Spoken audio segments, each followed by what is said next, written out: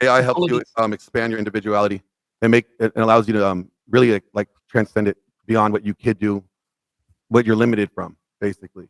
Because we're limited by either technique or experience or resources. AI could help manipulate and push that creativity out further, and which will make you have more individuality.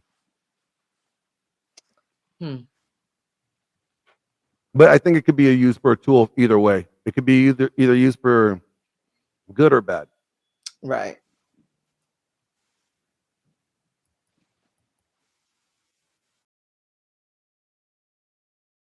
No, your objections were correct, because it's like, why the fuck are we teaching mechanics to write poetry?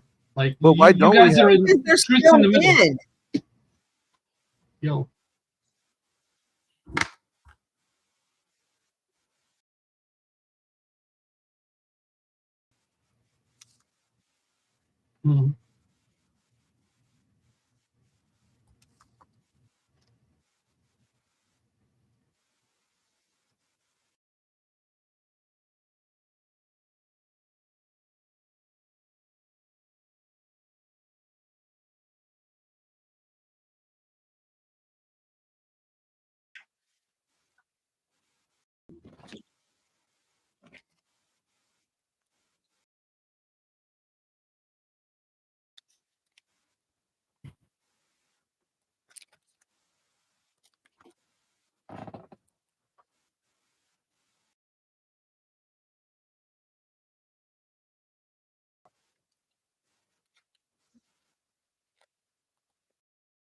I got a college degree and I can't figure out how the fuck to open this thing.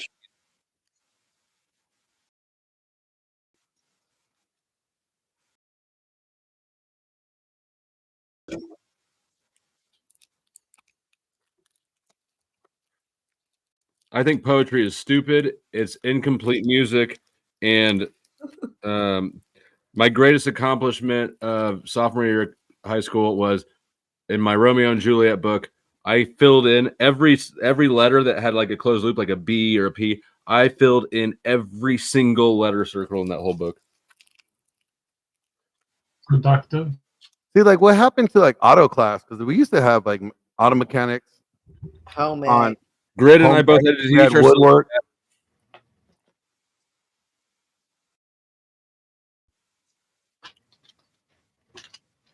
Well, here's a side point. I'm going to trigger every single female. Okay, like the world isn't built for kids anymore. It's built for females. Prove me wrong.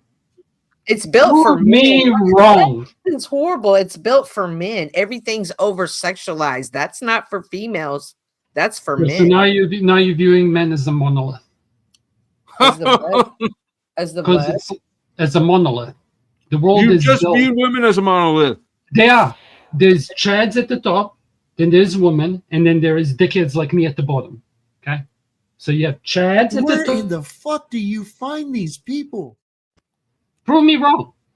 But anyone here, prove me wrong without laughing and you're saying it's a stupid point. So you have chads at the top, the dudes who are fucking everyone. Then you have bitches, burden of and then you have proof is on you. losers. You prove something. This is an opinion, not a fact. Okay, so who's Chad? I'm a Oh, Chad. you girls White need to learn Tyrone. language before you can, like, tell me I'm wrong. I'm here to No, fuck you your are. wife. What is happening now? What is happening now? You bring a black pillar on, and then the fucking shit goes mental. Izzy.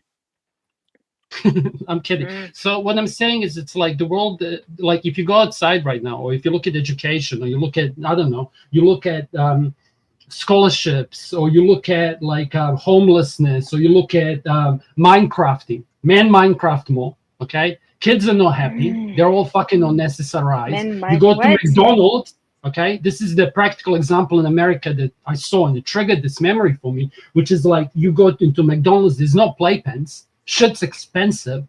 Like the world isn't built for kids. You go outside right now in the country I'm in. I don't go to McDonald's. You go outside now where I am at. I can't find fucking kids playing on the street football or hide and seek. I haven't seen kids play hide and seek in 20 years. No, or whatever.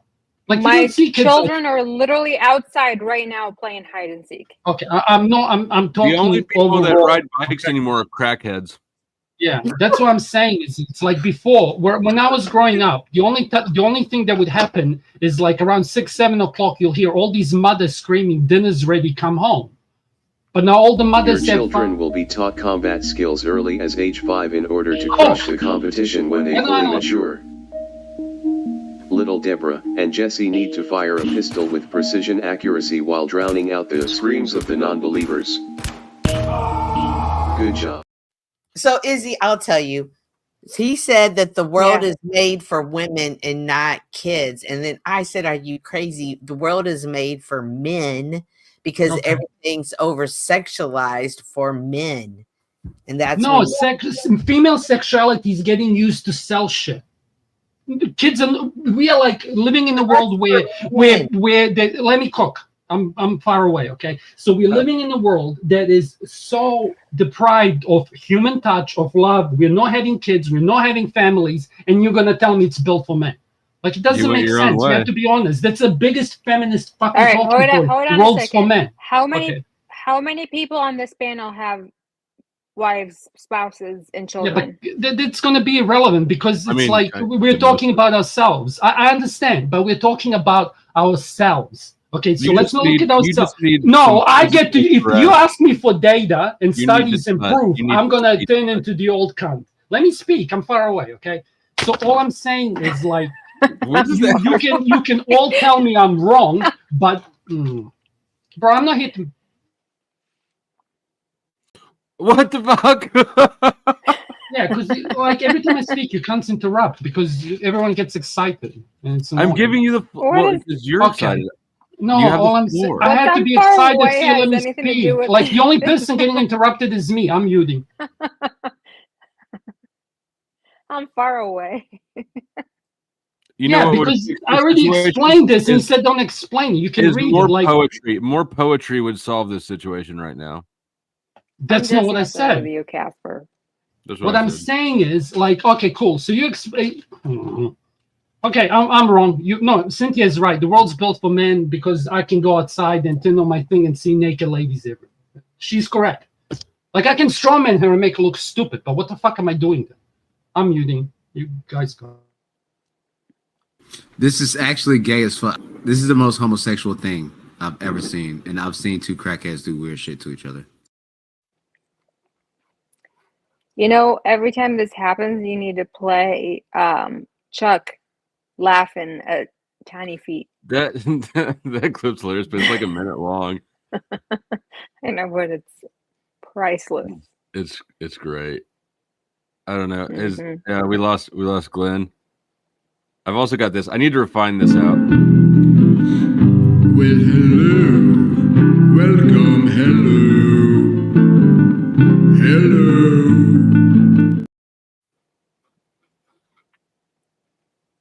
I think I'm the only one who finds that amusing as fuck. It's over 5 minutes long. It's over 5 minutes long of him doing that shit. Who? You know what? Fuck you. Can I know like the most? Oh, nice to meet you. My name is Christopher. I'm not shaking your hand. What's my most traumatic experience? I don't know, but I know what yours is.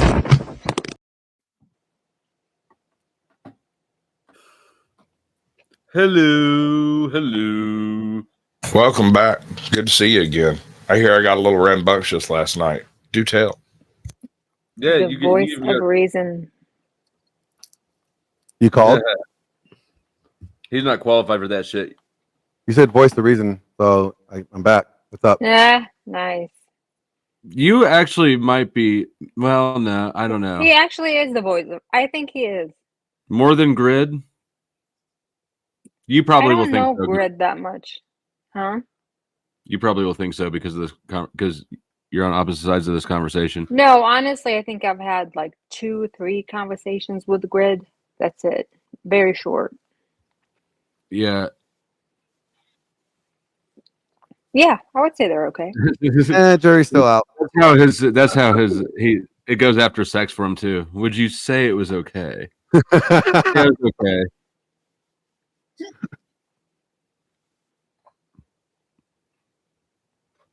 So, what are we arguing about? Well, these women at this point,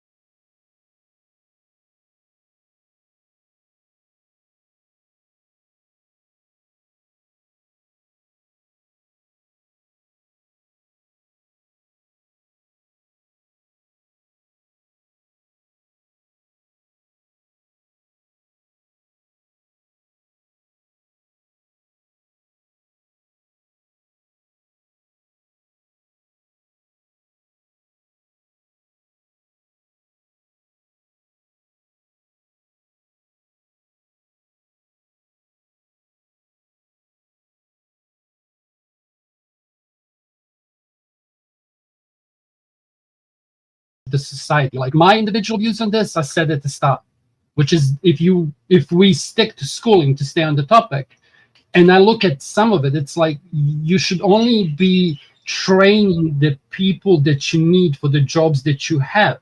Like we don't need 600 female psychiatrists per year. Like there's 20 of them leaving their job, and we're training 2,000 to replace them every year. When you hear the sirens or anti-aircraft guns, you must get under cover at once.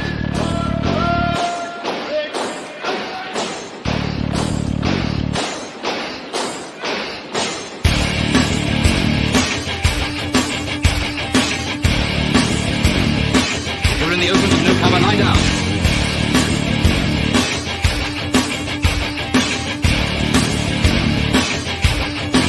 The most important rule of all is never to stand staring at the sky. If you don't take cover, you may get hurt. Thank you, Gorilla Biscuits, and happy Thanksgiving to you as well. And just a reminder, if you kick somebody off panel, there are new clips for that. When you're interrupting me with that, like I don't get that. Like, were you agreeing with me or disagreeing? I was. That was I got a dono.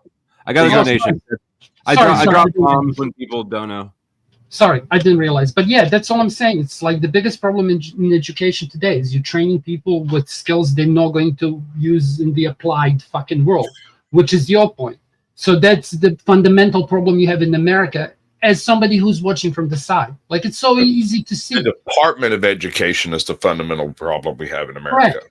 The overarching authority of some people in Washington that have no idea what the real world is like.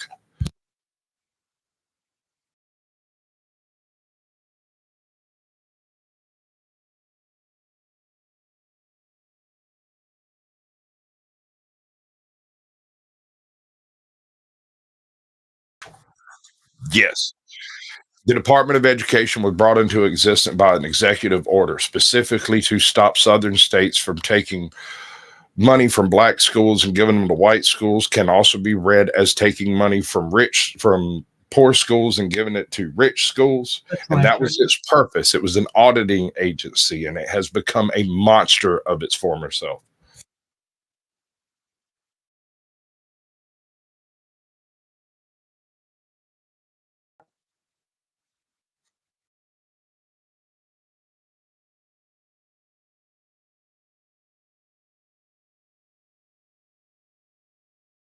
Right. There's also another layer here. I was an extremely eclectic reader. I've really, really made my library card work for me. I didn't wait to find somebody to teach me something. I went to a library and figured out the Dewey Decimal System and went and got the information I wanted. So education is all well and good. That lovely piece of paper is fantastic, but I will take a man who knows what the hell he is doing over anybody with a piece of paper. Yep.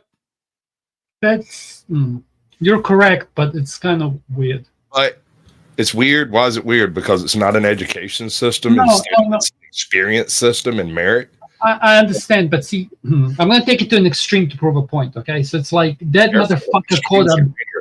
I'm just taking it to an extreme. So a whole bunch of American motherfuckers caught a flying building out of the sky. Like, you need education for that, right? And that's what I'm saying. It's like you need to educate people, but you shouldn't be over-educating your population. That's all. Like, are you familiar with the Dunning-Kruger effect? Yep. I think I am, but I'm foreign, so I might be thinking of something else. And for the chat, the Dunning-Kruger effect is essentially where personal bias invades one's abilities, one's perception of their own abilities. And so when someone sees themselves as an expert in any particular field, they assume that expertise carries into other aspects of their life. I love you. I love you, son. No, all right, guys. Let me say why I love you. This is you can totally have my Bud Light. No, I will have your Bud Light. Okay, so this is the fucked up thing. Like, and I've said this on Glenn's thing, and even Jesse said it. It's like when I hear somebody who knows more about if Grid starts talking about cars, I'm just gonna shut the fuck up. I got pissed off about that earlier.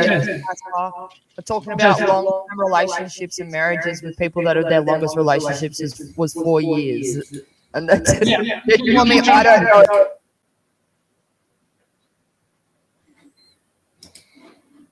When you're interrupting me with that, like I don't get that. Like, were you agreeing with me or disagreeing? I was. That's With me or disagreeing? I was. That's With me or disagreeing? I was. That's With me or disagreeing? That's With me or disagreeing? That's With me or disagreeing? That's With me or disagreeing? That's With me or disagreeing? That's With me or disagreeing? That's With me or disagreeing? That's With me or disagreeing? you know. I default to I'm sorry. no, go ahead. But I appreciate you. I didn't mean to interrupt. Sorry. Go ahead. It's open. I already added what I had to say, but What did you say?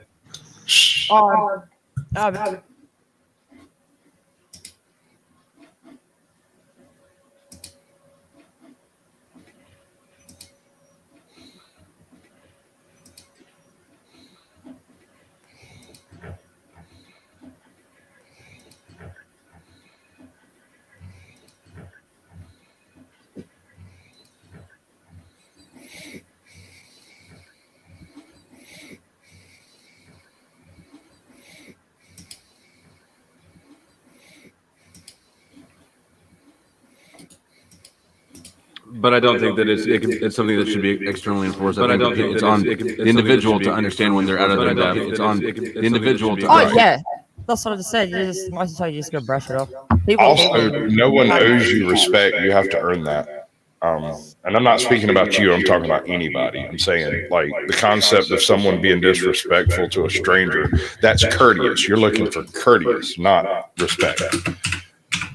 Courteous has to do with respecting myself. I'm courteous to other people because I would like for them to be courteous to me, but it really does no hair off my nuts if they're not. No, I wouldn't call it courtesy. I'd call it common decency personally, but it doesn't matter. It's like the words is just whatever word you want to call it. It doesn't really matter. We're describing the same thing. Correct. I don't think so. I disagree. You are speaking of someone who's talking about a topic they don't understand, and you find that disrespectful. No. I said it can. I said it can lead to disrespect, and it can. Okay. And often does. Not just because I'm a woman either. It doesn't matter if it's a man or a woman in that position. Are you a woman? I didn't notice. My bad. Thank you. Ooh, that looks good as fuck. I know. I mean, I don't mean to be cold, but I am an Ice Age man. We're off the back. Like I just said, like some things you just brush off. I don't find that kind of shit disrespectful, but it can be disrespectful and it can lead to disrespect. True, but that was funny. It wasn't meant to be disrespectful. No. That's what I just said. I don't like stuff like that. I don't find disrespectful. I bet you won't do anything about it but complain on the internet. No, I wouldn't do that. What is happening today? I would Mercury retrograde. I drank a whole pint of rum last night, and apparently had me a bit of a party on Flow State's paddle. Apparently, I liked it. I did something. I don't know what it was exactly. I was just, you know what they say, drunk words or sober thoughts. Y'all might have gotten a peek behind the curtain on some of that. There's some people that really make me angry. Oh, here he is. Sassy Sasquatch was fun. Hold on, let me rephrase this so that everybody understands what the fuck I'm talking about. Todd misunderstood the situation, thinking he was the main fucking character of some shit that didn't have a damn thing to do with him. Get all fucking pissy and you rage quit out of my channel. And all I did was try to build you up as iron sharpens iron. The exact same thing I've asked you to do for me. Todd has this weird sense of victimhood that he wears around like a fucking shroud and tries to utilize to injure everyone around him. I don't have a problem with this. That's a perfectly valid way to make money on YouTube. But that being said, Todd, you are a bitch. You can't help but be a fucking narcissist. That was priceless. Yeah, well, at least I mean every word of it. That was really good, actually. Shout out Todd, you are a bitch. And Right. So Izzy, did you like that video earlier? Oh my gosh, that was so good. Yeah, What video? that was so good. I'm gonna have to go back and watch that. You were good. I like Sassy Sasquatch. Sassy Squatch. Sassy Squatch? Is that what you just called him? Sassy Squatch is my daughter. It's Cat Squatch and Sassy Squatch. Don't. I thought it was like your alter ego. Oh no, that's just drunk Sasquatch. Drunk Sasquatch tell you some shit. No, but you should bring your video too, Glenn. That was funny. The video that you shared. Which one? I showed you two. Well, the one where Todd is telling you that you don't even know how to clip, and you're like, on YouTube. It's already on YouTube. "Oh, is it?" You're like, "Hold my beer." Yeah, that one's already That on was YouTube. good. I got Glenn, I don't Thing think is, don't be like this guy. And here's what we'll What? do. Again, if the dono excess exceeds what the need is, then we'll make sure to put it where the need goes. Either way, we'll make sure. I'll just send it to Flo. Yeah. wrap your head around that sentence.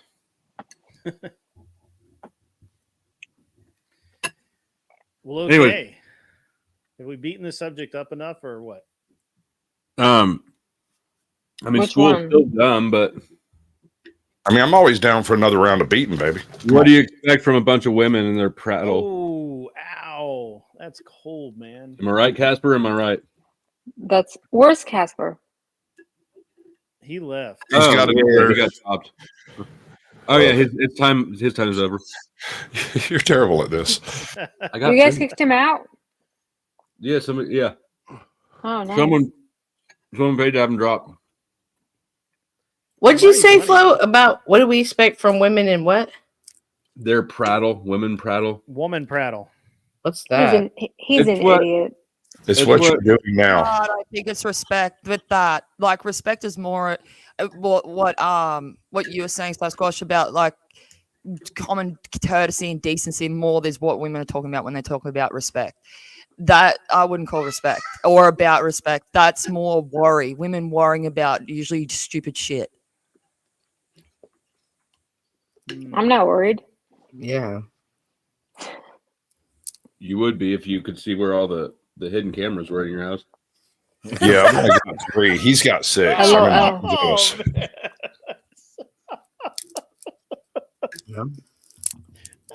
InsideIzzy'stoilets.com. You are so disgusting. No, they busted somebody by my house for that at the Brahms. Shoot, luckily it wasn't me. So they didn't find mine, is what you're saying. Was it at Brahms? I've put 30 of them in squirrels locally, so I don't know what to tell you. It's crazy. What is this?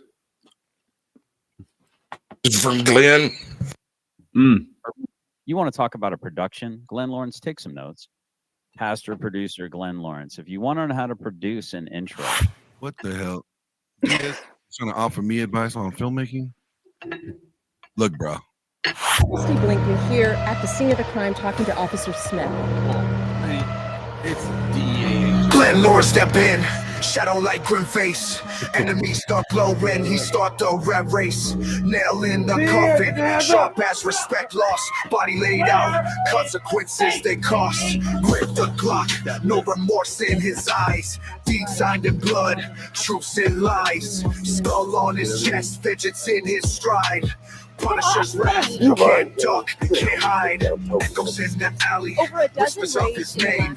Glenn in the dark, playing death's game. Soul collector, never wrong, never right. Ghost in the city, terror in the night. No second chances, hands quick to squeeze. Justice swift, bringing giants to knees. Empty shells, stories told in brass. Past sins purged, put your hopes on blast. Nail in the coffin, final ride. Glenn Lawrence coming, nowhere to hide. Punisher's creed, every lesson taught. Last right spoken, destiny caught.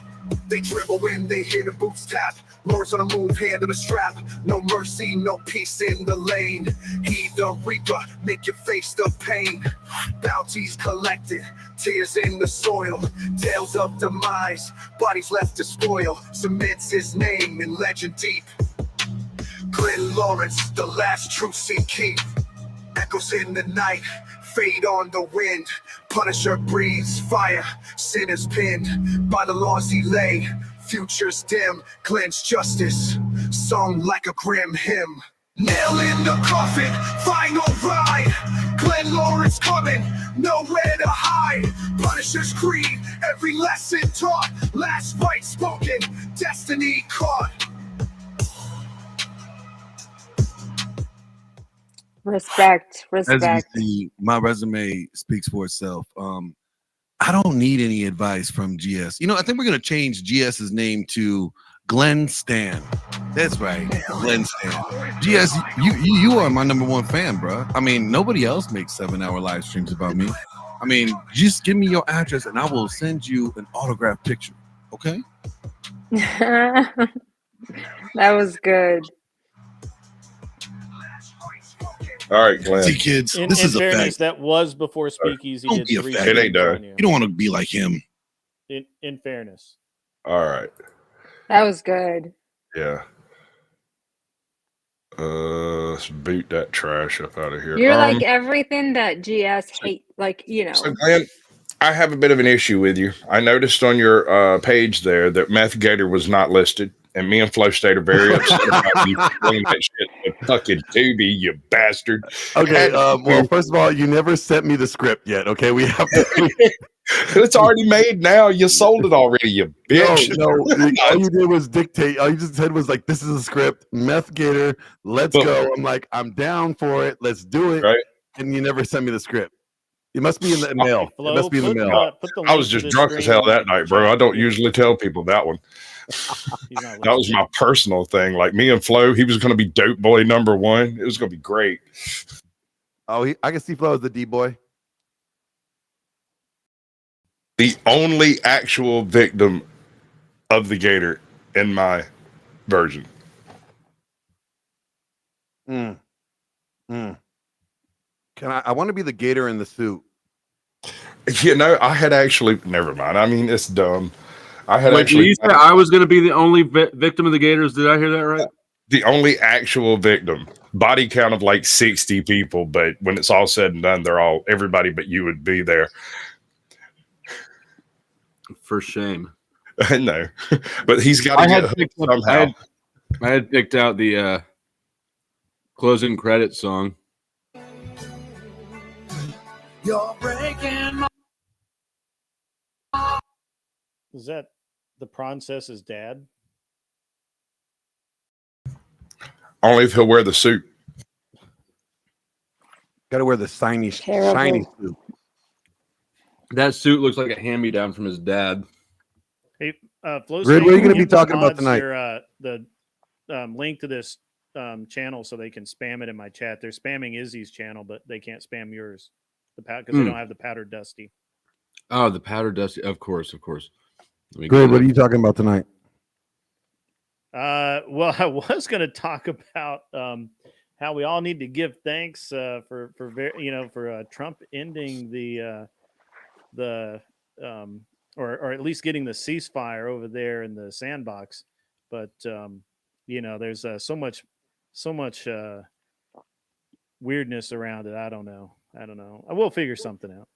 Right now, we're going to talk about education, I guess, because that seemed to be the hot button tonight. Have the women tapped out? It feels like the women tapped out, but I don't know. I'm not a woman. I can't explain that. Tap it out. What are you talking about? What did you say? Who was getting spammed? Your channel. If you have a channel, and you are on my show or whatever, my mods will spam it in the chat, so my viewers go check out your channel. Gotcha. I just put it Thank in you. front and the back. Okay. That's what she said. Wait, no, that's not right. Thanks, Grid. Yeah, it's just something they do. Which is the cool thing. It's a good thing. That is a cool thing. Yeah. It's Low little views. things like that good to get people coming back. And I'm very imperfect at it, but I try to remember to list people's channels in the description box after streams. I wanted to be the change I wanted to see. I like that. Sasquatch, can you drop my link, please? I will Interesting. try. Doesn't she already? Not me. Thought they were Well, already you're dropping busy your links over chowing there. down over there. So Say that again. I said that Flow State's too busy eating to drop a link. Got steak. Yeah, that's what we're having for Thanksgiving dinner tomorrow. I'm doing a prime rib tomorrow. Get that That prime sounds better rib than issue turkey. going on. You seem like a steak every dinner sort of guy. I'm not, but I would. I have. I would try that carnivore diet, but it's too fucking expensive. It is really expensive. Well, it is expensive because if all you eat is chicken, you have to eat something else to get the fat intake, and it's hard. It's hard to do it. And chicken, is what most people can afford to eat like every meal. But I don't know. I thought about I'm not a fan of turkey, honestly. I rotisserie to turkey today. Turkey puts me to sleep. I can't. We do it. We've done a smoked turkey from the Scouts every year for like the past 5 years, and I'm like, I'm not doing it again. Oh, Mrs. D. I see Mrs. D. I'm supposed to be on the phone with Mrs. Yeah, D. she's over on my chat. Yeah. She gonna yell at me. If you want. You blew off Mrs. D. I was at the Yeah. gym. She is a new mom, so she's too busy to join and shit. She's got That's other what priorities. NyQuil is for. What? I mean, let's be real. Moms don't really do shit. What, in the first week after 5 weeks after giving birth? Yeah. They don't. Really do. Yeah, they don't. They're extremely tired getting up and down to a baby all the time and barely being able to eat anything. They don't have time for this kind of shit. Where? Okay. I'm not. Okay. Where? No, I get it. You get to go to work and hang out With all your friends. While I'm stuck at home watching soap operas, eating ice cream, and feeding babies. You really think it's that easy? I've raised 3, honey. I know it's not that easy. I'm being an asshole. I know. Me You too. can't help it. It's natural. It's just what he does. But I mean, how hard could it be, though? Really?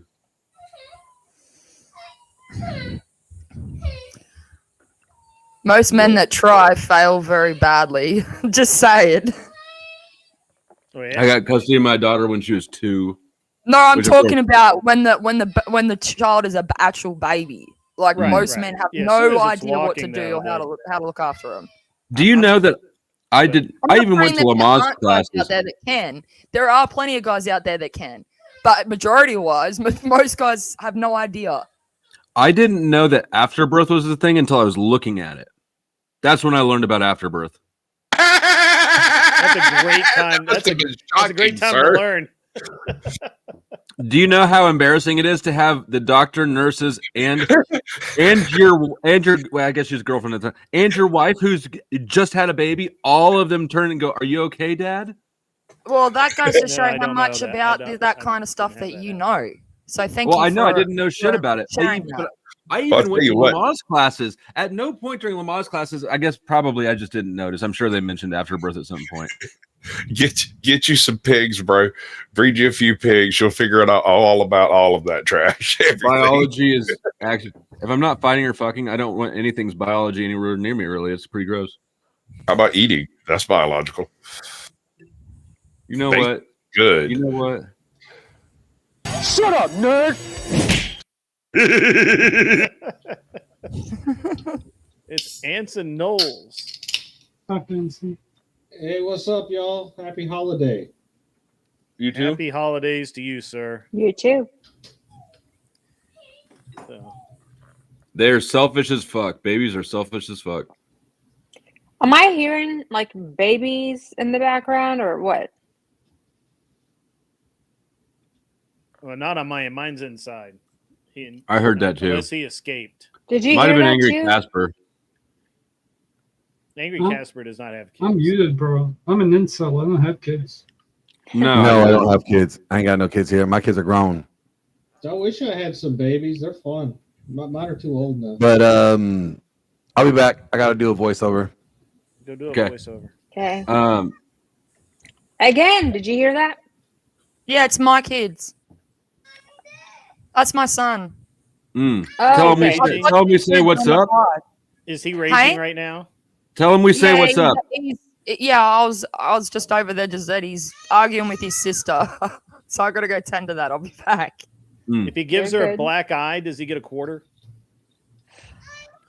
I would Uh, expect he- some shit he like sits that from a on his misogynist face. like you, He sits patriarchy. on his head and on his chest, and he pushes her over and shit. Like they're best friends, but they fight. So Yeah, That's but I mean, siblings for you you. should get something if he gives her a black eye.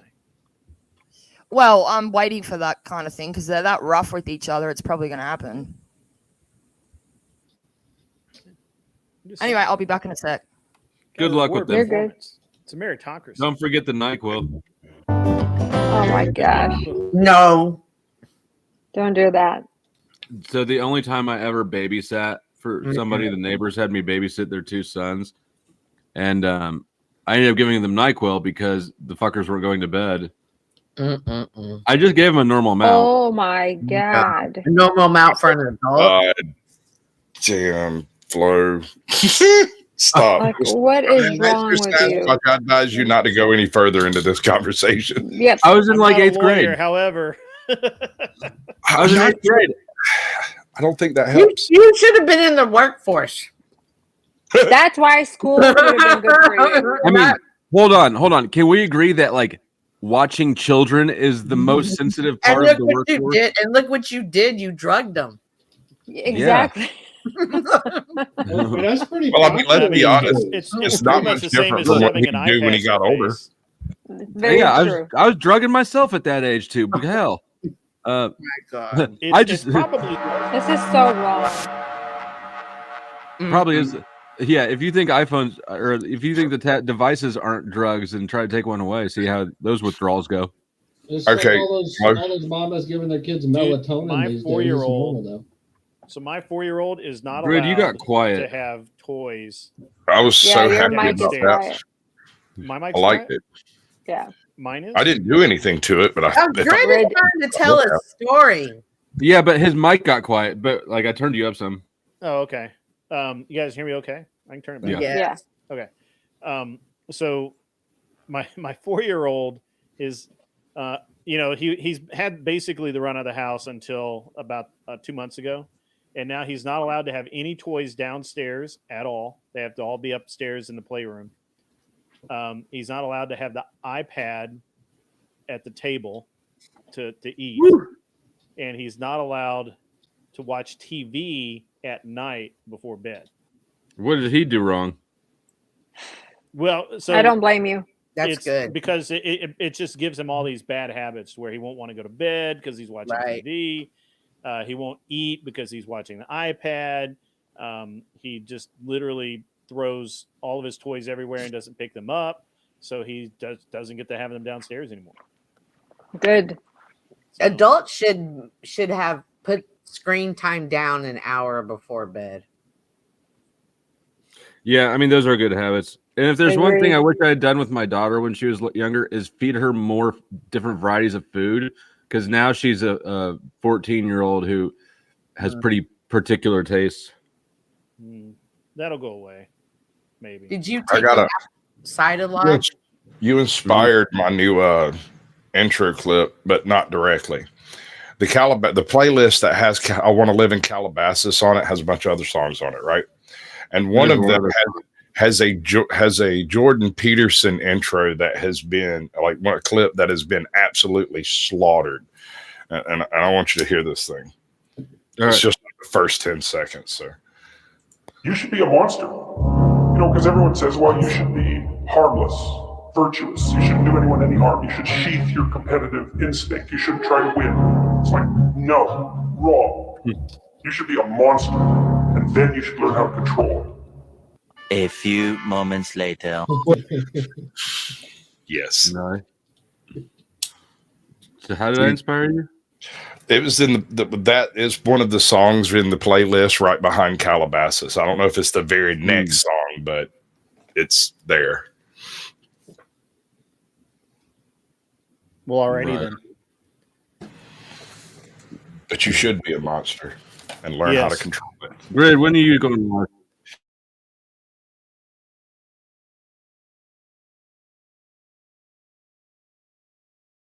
I think Grid's frozen. Homie's frozen.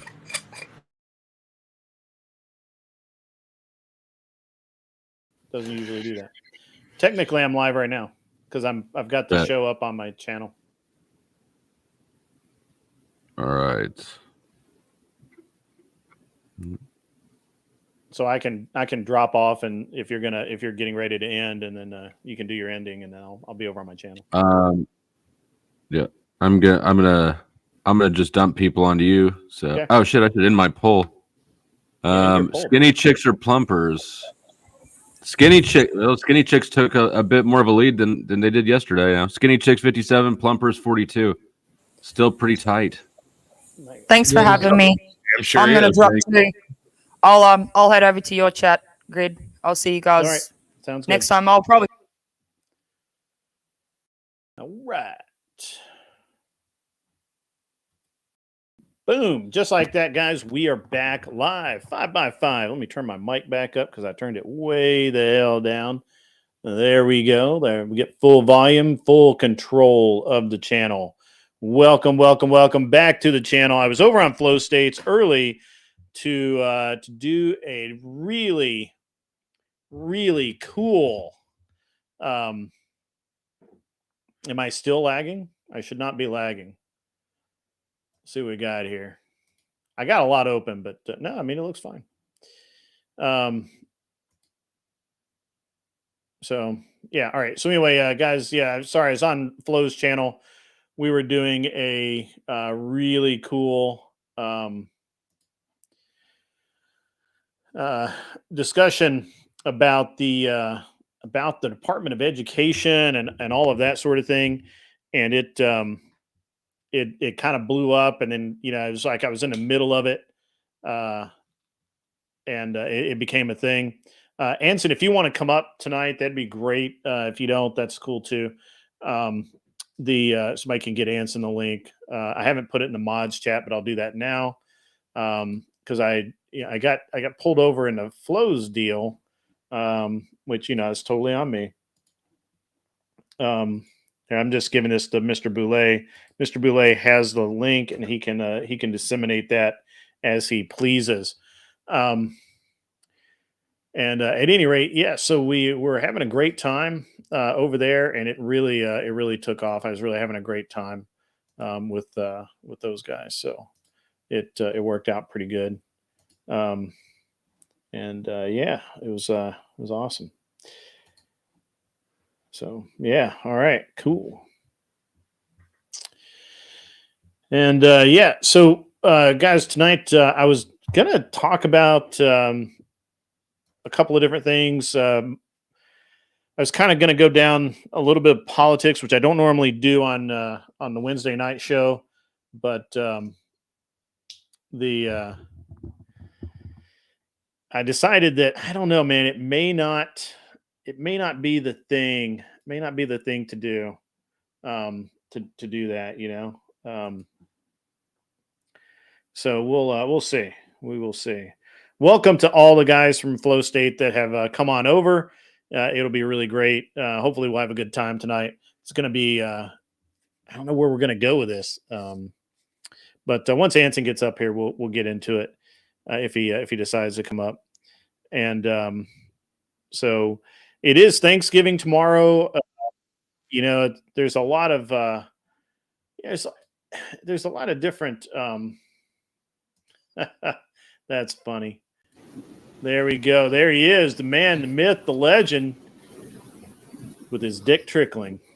Yeah, well, I'm a big fan of NASCAR grid, so. Anson? Yeah, can you not hear me? Maybe it's on my end. Let me see. It's coming through perfect on my end. Is it on my end? No, I got you up. Can I hear you now? I don't know, can you? I can hear you just fine. Going out and coming back in. All right. Yep.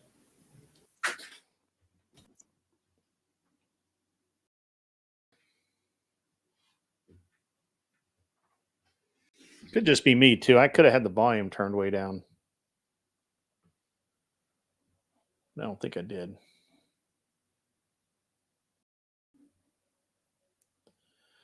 Imperious, we're all thankful for you in many ways. I'm not really sure that that's one of them, but we're all very, very, very thankful for you.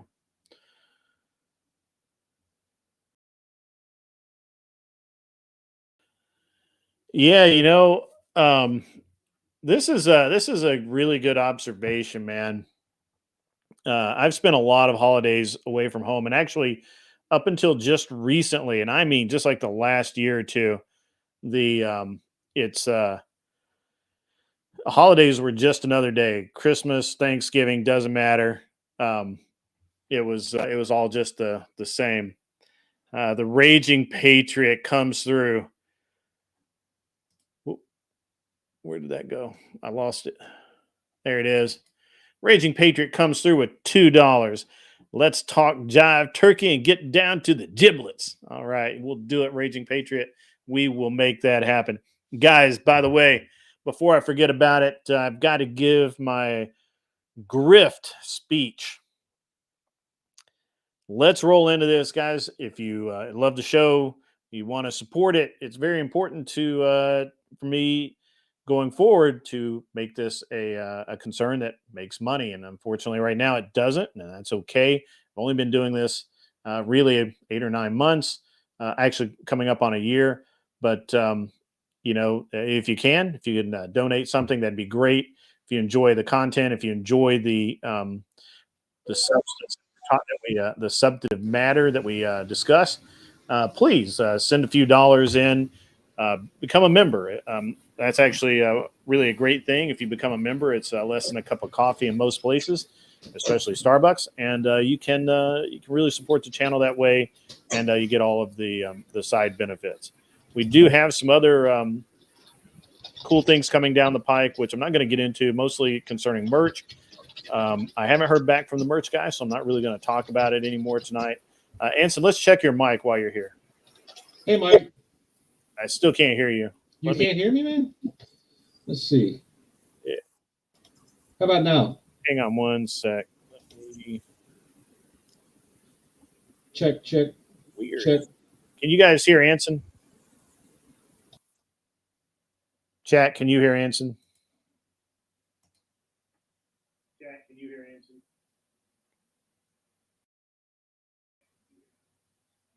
Anson, say something.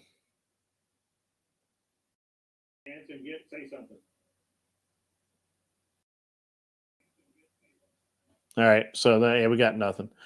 All right, Anson, let me see. I have everything up all the way. How about now? How about now, Grid? Can you hear me? Test.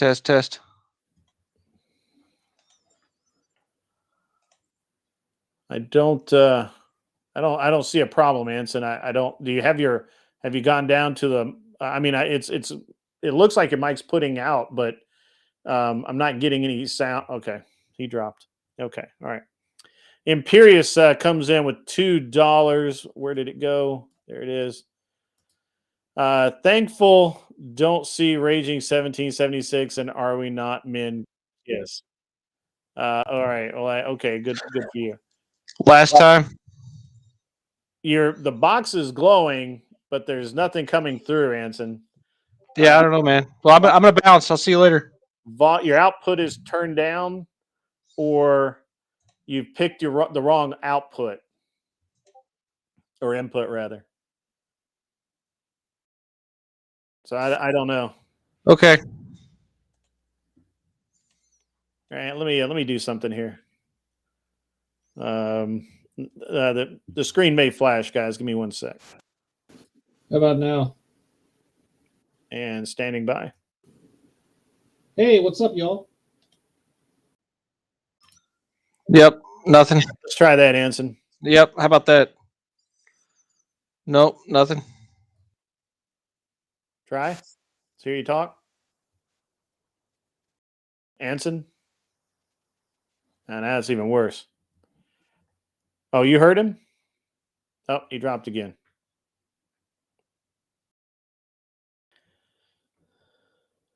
Oh, you guys can hear him. All right.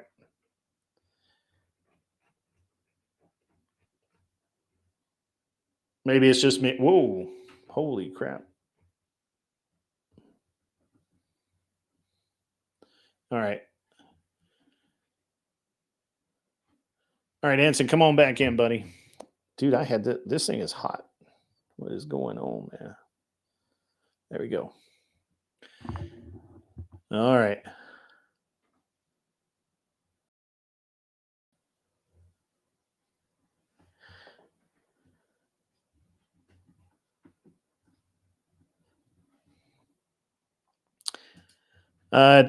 Raging Patriot,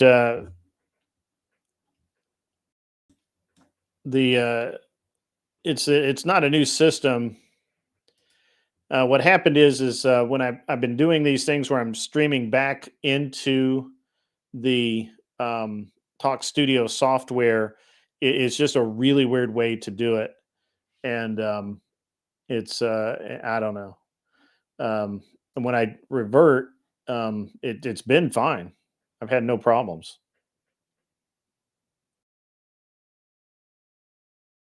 So, all right. Well, we'll figure it out. We'll get him back in here. It's I don't think it's on my end, but we'll see. So.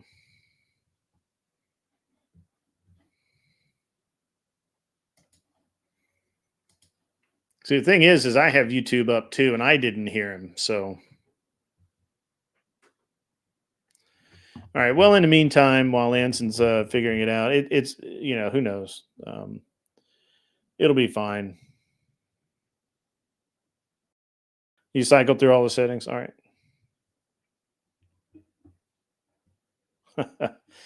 No, it's not there that.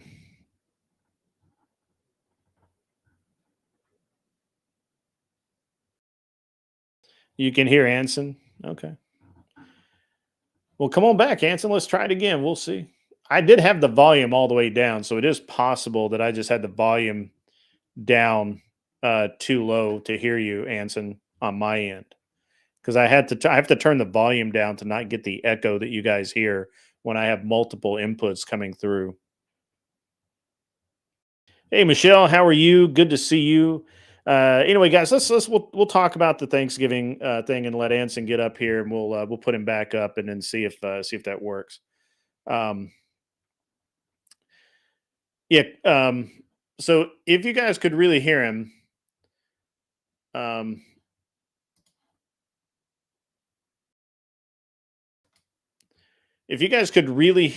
then what may have happened is I had the volume down really, really low, because when I do all of these when I've been doing these back and forth, you guys have heard echoing, and I have to turn the volume down really low to not get feedback since I don't use. This all sounds very normal to me now. How are you doing, Anson? Am I heard? All right, hang on. Yeah, am I heard now? Because I can. Give me 1 sec, Anson. Yeah, yeah. Look at that. Crystal Strange can hear me. I hear you. I hear you. Second, my buddy, my friend. Oh, there we go. Let's do this. Yeah, and whoa! You're too loud. Too loud. Hang on. yeah, I can hear me on YouTube.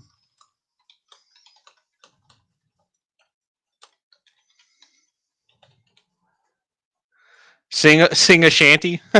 You get a line and I'll get a pole, honey. You get a line and I'll get a pole, babe. You get a line and I'll get a pole. We'll go down the crawdad hole, honey. Oh, baby, be mine.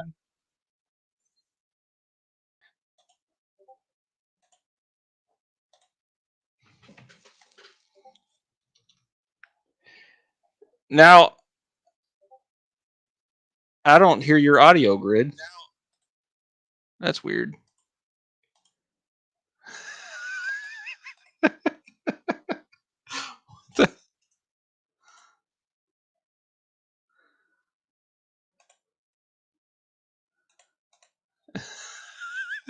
I don't know what you did, man, but I can't hear a word you're saying.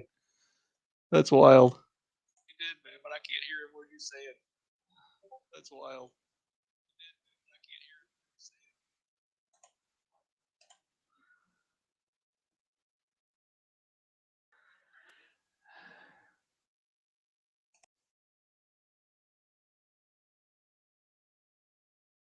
There we go. I turned my mic down when you were blasting me out. Where'd he go?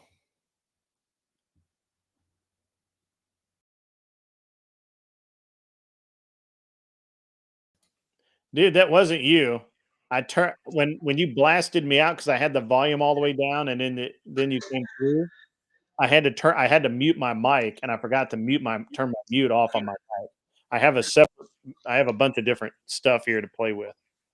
Yeah, cool. We got it figured out. Let's talk about stuff, man. Yeah, man. So what happens with this sound is that the way Talk Studio works is if I do not set it up ahead of time to stream from one platform into this one, it's very difficult to get the volume right. And so tonight it was way better. But it was I have to change just a bunch of different settings. So yeah. Anyway, but I've got everything's really good. And I had to turn the volume down very low because I get feedback when I'm doing all of that. Ticky Tack, that's super cool, man. I did not know that. It looks like we're gonna have a great crowd in here tonight. I'm gonna just run through some of the people that are here because I kind of you know how it is. I got I was over on Flow States and it was exciting, but So we got man. Well, actually, I can't go through all of it, but it looks like we got a lot. Bricky on the Rant, Adam Ant, John Deadman. Man, you guys, Lane Changer. I haven't seen you in here before. That's cool. Yeah, I have a Lane Changer. I have a Stream Deck. The Plus, I think, or Pro, or whatever it is. The one with knobs. Heartbender. Adamant. I already said Adamant. Michelle is here. Man, we got a lot of cool people in tonight. So good afternoon, Frank Monday. How are you?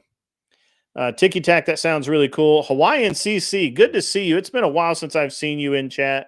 And welcome back, Ming. I see you're in chat as well. Both of you guys have cat avatars. That's very interesting. Very interesting. At any rate, Anson, what are you doing for Thanksgiving, man? How's that going to go for you? What's up with your Well, yeah, so I got divorced this year, and so I don't have my kids for Thanksgiving. They're on the other side of the country. Oh wow! And my immediate family, my relatives that live near me, all went to south of here to be with the redneck family down in Lower Alabama, and I'm gonna just be alone, man. I had one friend that invited me over to do Thanksgiving with him, but he's a tweaker, and I don't want to hang out with meth heads on Thanksgiving. So Yeah, sure, man. I'm just gonna practice being alone. Maybe I'll call up a couple of ladies. Who knows? You Why don't you never call can up tell. a nice church lady? Nah, I'm already done with. My harpooning days are over, Grid. I'm not doing that anymore. Oh, okay. All right. All right. So, okay. Well, I've been, as I was saying before, the Big Jake was talking about how sorry, I got a message. Give me 1 second.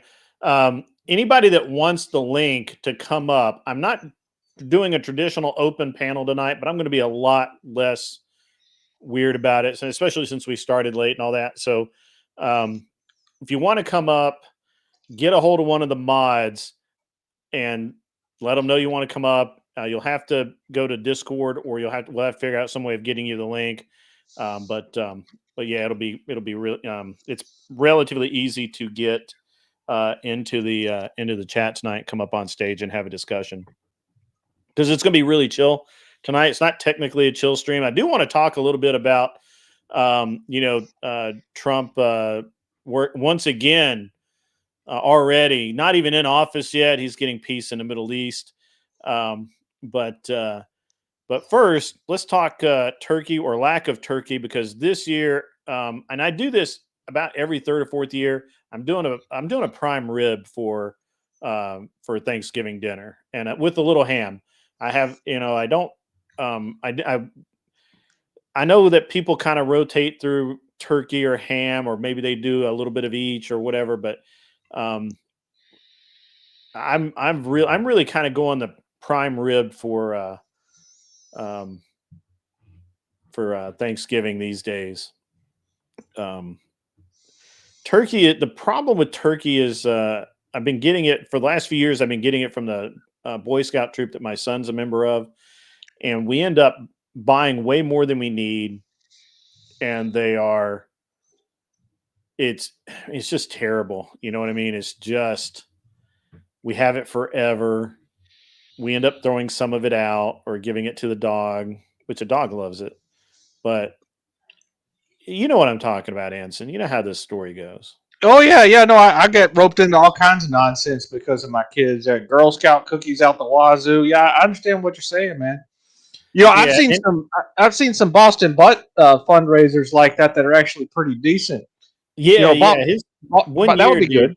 1 year his school did Boston Butt. The Scout troop did smoked ham and smoked turkey.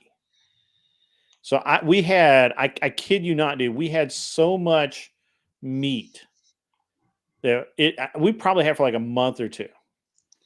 So it was terrible. That's a good problem.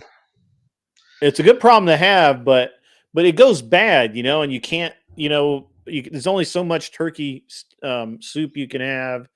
There's only so much, and it's just terrible. Personally, I just hate throwing the food out and all that. So this year, and we've lost people, right? And my wife thought it was funny today, because I'm like, I mean, not in a cruel way, but I was like, hey, we're just not going to have as many people this year, right? It's gonna be my brother, his wife, and my family, and my mom, right? And that's it. Yeah, and we've had those big Thanksgivings too, man. Mr. Boulay and the That's good Department stuff of to have family Numismatics around. donated Give 1 second. $10 super chat. Grid 1, we have the meats. That's pretty funny. We have the meats. Thank you, and Mr. Boulay. I appreciate the donation. Somebody was listening to my grift speech from earlier. So please, if you can't afford to send a few dollars, please do. So the there's a sorry, man, I lost my train of thought. I don't know. I like the idea of the um, prime rib. It's a little on the expensive side, but not too bad. It feeds everybody. And the thing is again, we've lost people. My grandmother passed away. My youngest brother passed away, and my stepfather passed away. So we're down 3 right out of the gate. So and because my mom and stepdad, my stepdad's not around anymore. He passed, so the people that they would invite to, as friends, they now go to their kid's house instead of coming to my parent, with my parents. So we've really lost about 4 or 5 people from our holiday get-togethers, and it and so we just need to keep downsizing the amount of food, I guess. Yeah, or you just get a smaller turkey. I mean, they make small turkeys. Yeah, yeah. Cornish game hen's pretty Maybe good next too. year. Oh, I need to learn how to cook those better. The last time I tried them, they weren't very good. But I'd make a killer prime rib. I do the reverse sear method. I inject it with Wagyu beef tallow, and dude, it comes out like crazy good. So if I do say so myself, but I do like a butter, rosemary, thyme, herb, coating on the outside on the prime rib. What are you thankful for, Grid?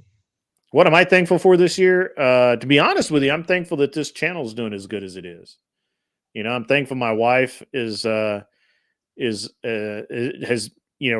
able to handle the past year with with my older son becoming a teenager, my my other son, being, going through the 3 to 4. I'm sure you remember that transition from being 3 to 4 for a kid. It's just they get become little terrorists is what they are. They're terrorists. And, Yeah. and right, you're living with terrorism, and that's why parents aren't afraid. Well, every kid's different, man. All of them act different. Some of them I've had, that are perfect at that age, and other ones, they're just, you want to strangle them. So. Dude, my youngest son is so sweet. He's so nice, but he is very high energy. I mean, he's comes from that stock where he's like super high energy, and he can be really obstinate. He just you'll tell him, hey, do this, and he'll be like, no. I mean, he'll literally tell you no. Well, that's a good thing. Yeah. Learn it. No is actually his favorite word. Yeah. Well, that's good. And so he's but he so I'm thankful my wife has been able to because I was a little concerned. She was showing some signs of stress earlier this year, and I was like, man, I don't know. But she's she's sailed through it like a trooper.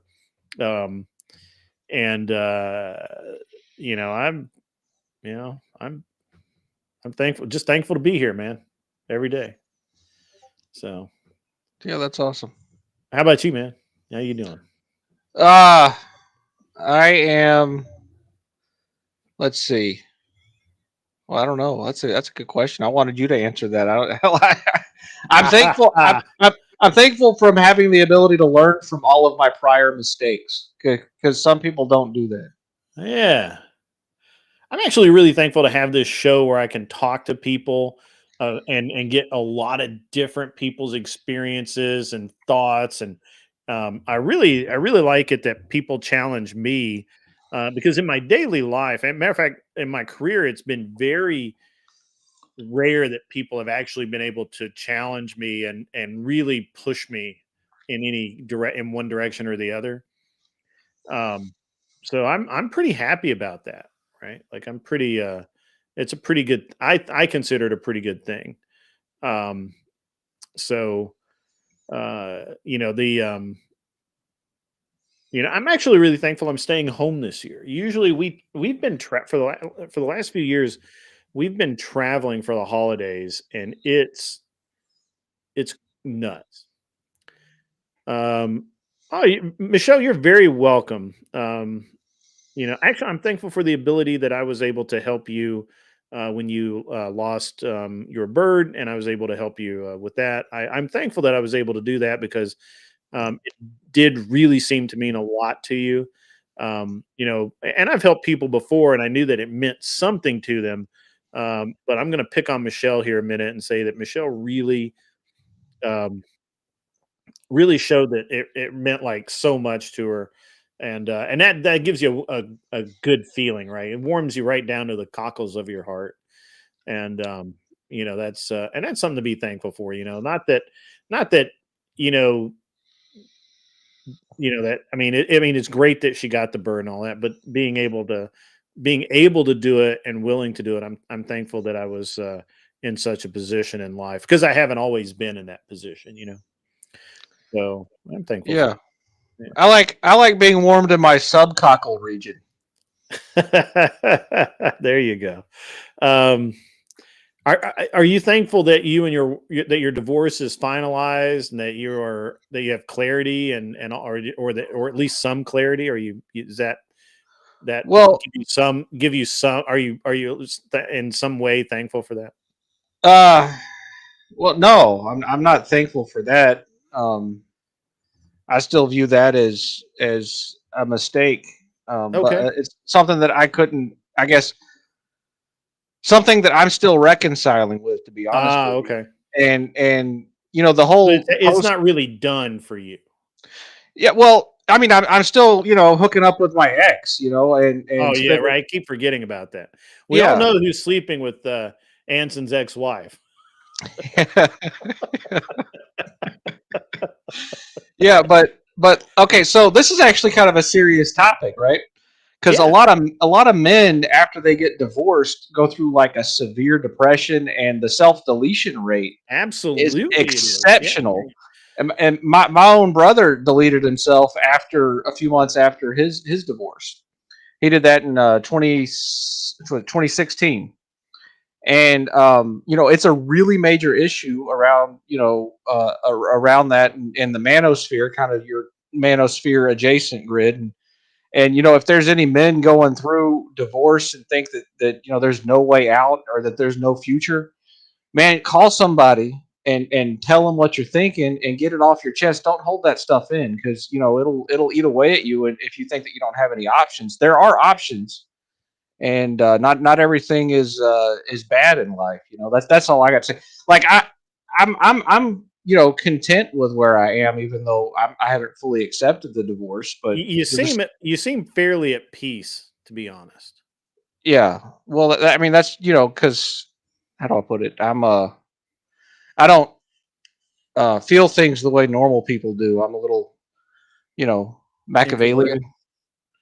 No, I view people as a means to an end usually, and Mm. so I have to figure out how I'm supposed to feel about things to know what a normal person's supposed to react like. I'm not Yeah, normal. I get that. I get that. Yeah. What? Oh, that's interesting. Hey, Michelle, if you would like to come up, that'd be great. Actually, I almost. Matter of fact, again, the Craig M caught the cultural reference even below the cockle area, maybe even in the subcockles, maybe in the liver, maybe even in the colon. We don't know. Dennis Leary. I'm an That's asshole. awesome, dude. I thought Yeah. I was the only one that Yeah. um we all go through really hard times in life. You know what I mean? I mean, it's where you have an argument with your wife, or you get divorced, or you lose, heaven forbid, that you lose a child. Oh, I have a friend of mine going through that right now, and that's horrid.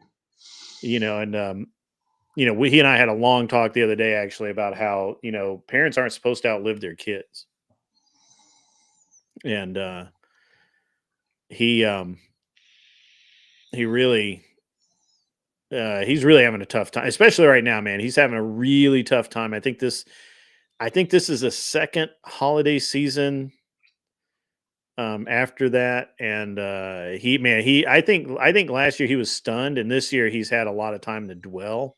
You know what I mean, right? Just dwell and just chew on it. And I'm going to call him first thing in the morning, make sure he's okay, and invite him to dinner because we'll have lots of have lots of stuff to do. But it's yeah. So I can't imagine losing a child. That would torment me. Was the child adult or young? The child was really young.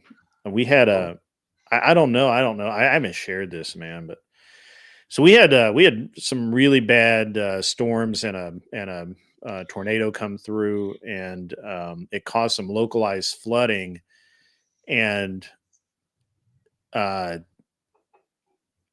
his kid was out playing in the water, and of course the drains were going full blast, right? Like the drains are set up to drain the streets, and the kid got sucked into the drain, and he was held down under the water, and they were able to retrieve him, but his brain had been without oxygen too long. It was just a terrible, terrible thing. So, and I think this is a second holiday season after that. So Yeah, last year I think he was just absolutely numb. He was just kind of okay. I mean, obviously he wasn't happy, but but this year I think he's just been chewing on it, right?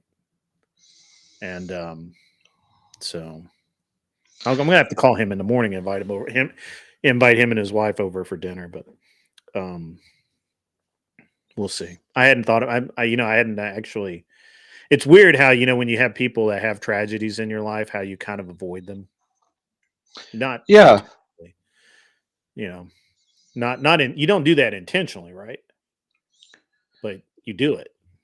Yeah, well, I mean, it's normal to not think about negative things all the time, or else you'd be miserable. But yeah, that's a good a PSA right there, a public service announcement for helicopter parenting. So yeah, it was one of those. Yeah, it's just a freak thing, you just wouldn't expect it, and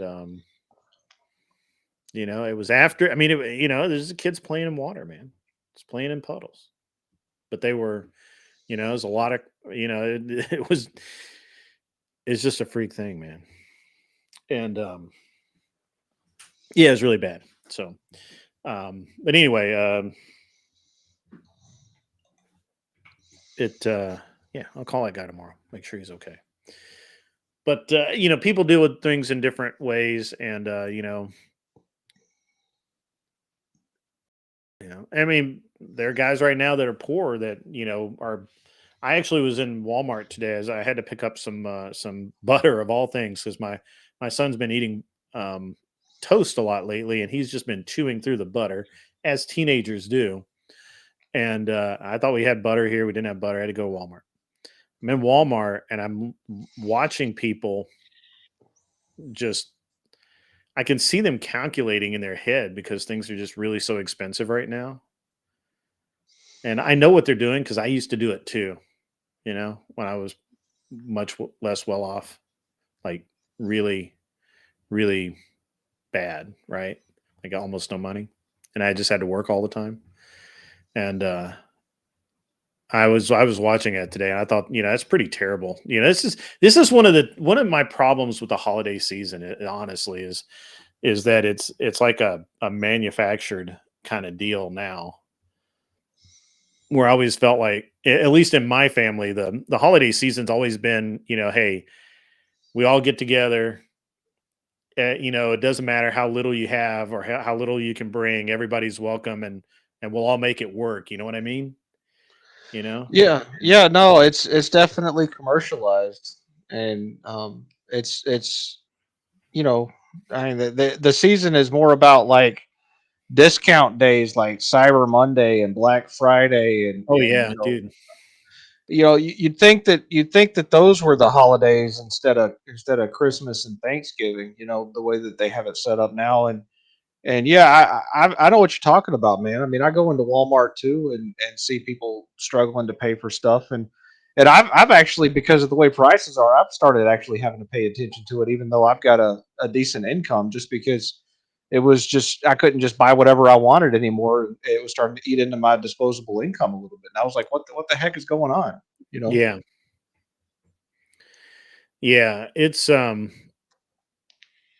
again, I remember this because I was, I grew up poor, and I literally walked through with a calculator. I've walked through the store with a calculator, adding up my bill. You know, Oof, and been there.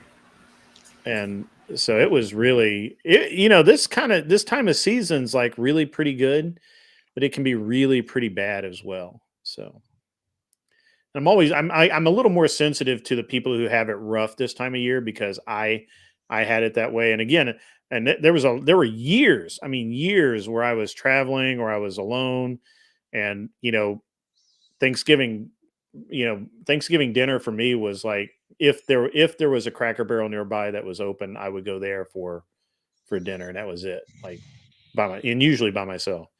So yeah, it's an interesting thing.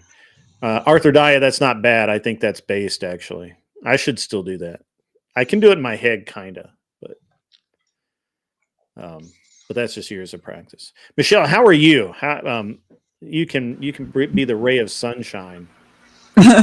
Yeah, somebody needs to. It's like Yeah. dead in here. Yeah, it's terrible. I'm What are doing you good. thankful for? What am I What are you thankful for? Mhm. Honestly, like I'm thankful for my ability to like discern like what is important and what isn't to me now. I think that was something I used to struggle with, and I put myself through a lot because of it, and now I just don't anymore. I kind of like, especially like having, especially when it comes to like holiday season stress. And I mentioned before, like all three of my kids have like birthdays like in the fall, like bam, bam, bam, and that gets real stressful when you partner that with like holiday seasons and stuff like that. And I kind of had to come to the place where I'm just like, you know what, we do what we do, and I focus on what we can, and that's just what it is. And so sometimes you just got to put away the expectations for things. I'm thankful for weed. Yes. Adam 87. I feel that. I think the not caring in the weed is very tied. So I've got a logistical question for you, Michelle. Yeah, what's up? So for Thanksgiving, is your boyfriend and your husband going to be at Thanksgiving dinner, or do you do separate dinners with both of them, or how does that work? Do y'all all share the same bed that night, or I mean, this seems like kind of a logistical nightmare. Anson's got to take it right there, right out of the gate. Just got to go right single there. word and now he's going there. I will say not this year, and some things are private. Okay. Yeah.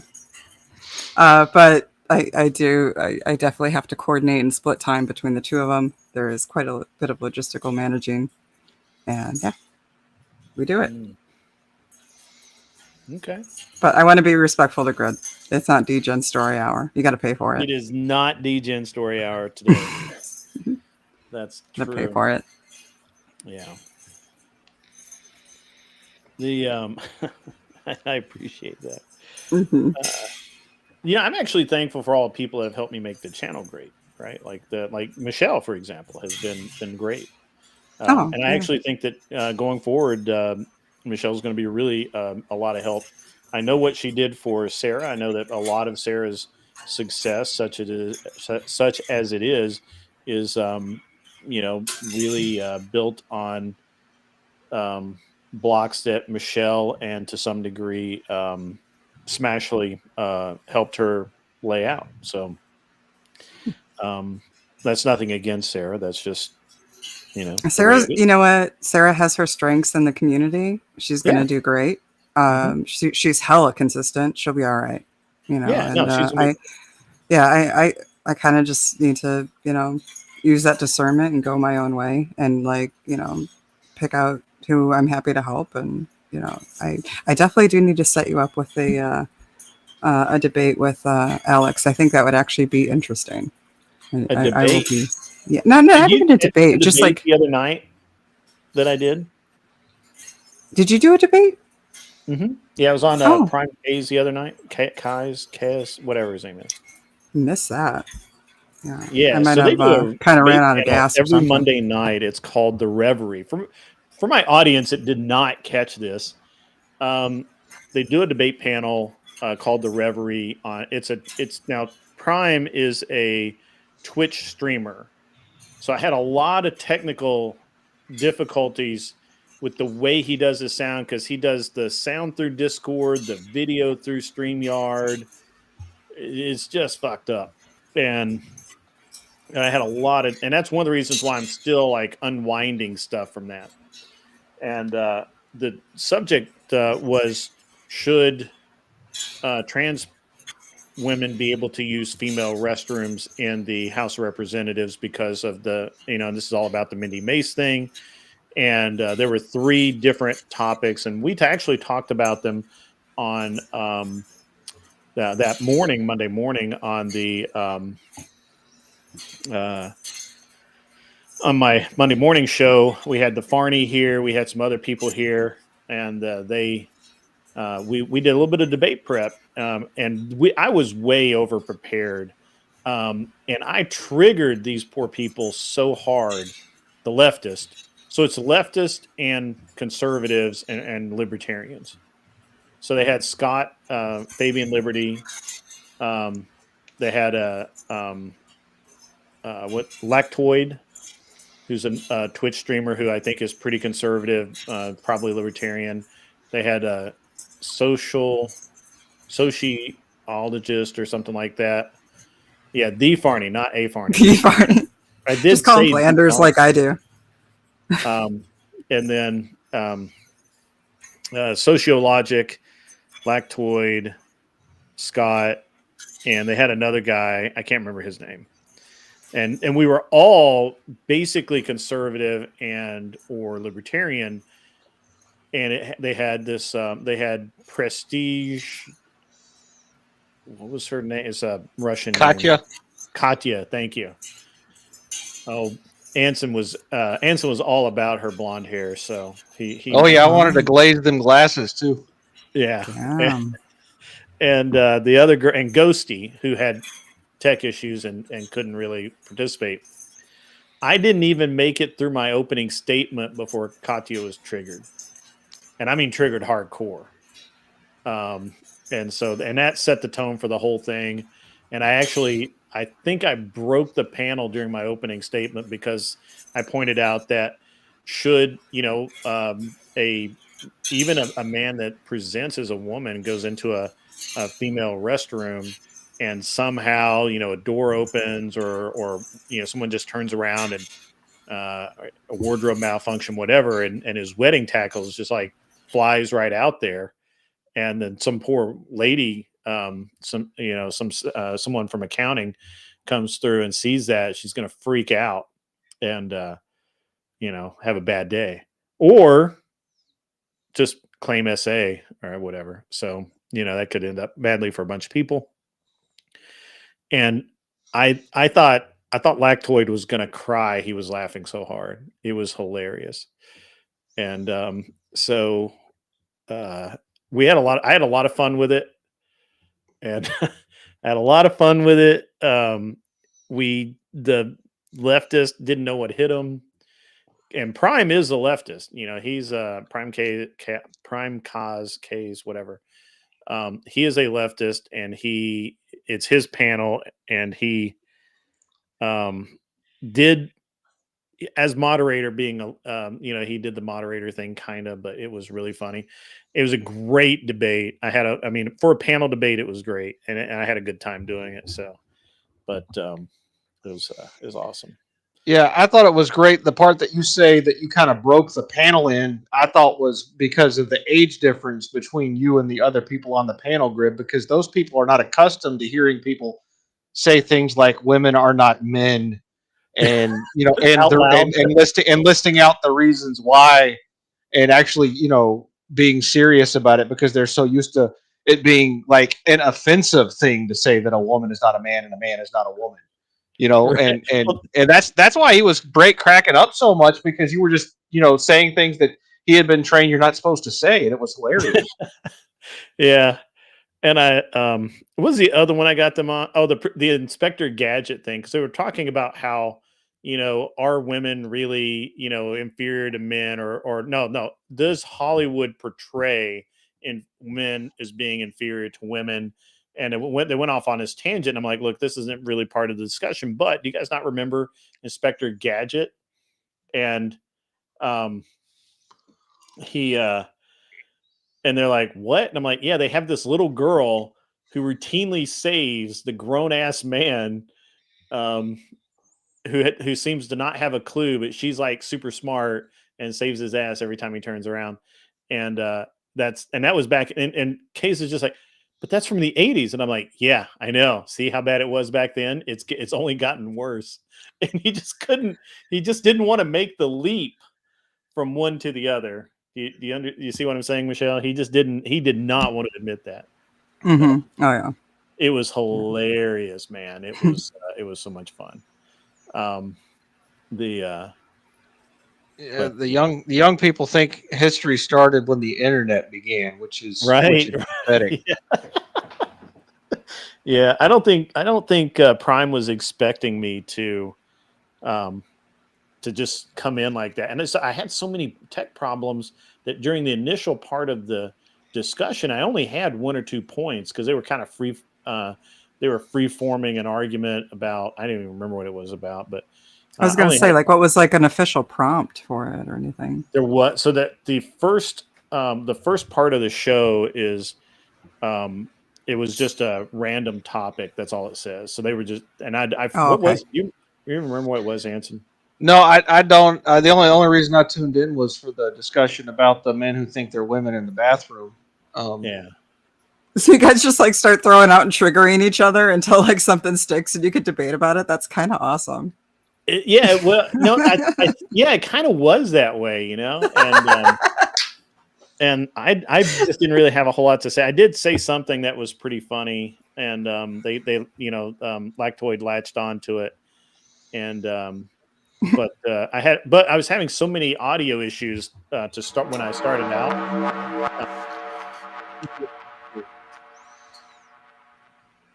Mr. Boulay and the Department of Numismatics donated $10 super chat. That panel wasn't expecting to debate their dad trollololololololol. The fact that he got the TTS to do the trollolololol is hilarious. That was worth all of it right there. That was great. I might watch that back just to see what the TTS argument is. That's pretty funny. Trollolololol. That was.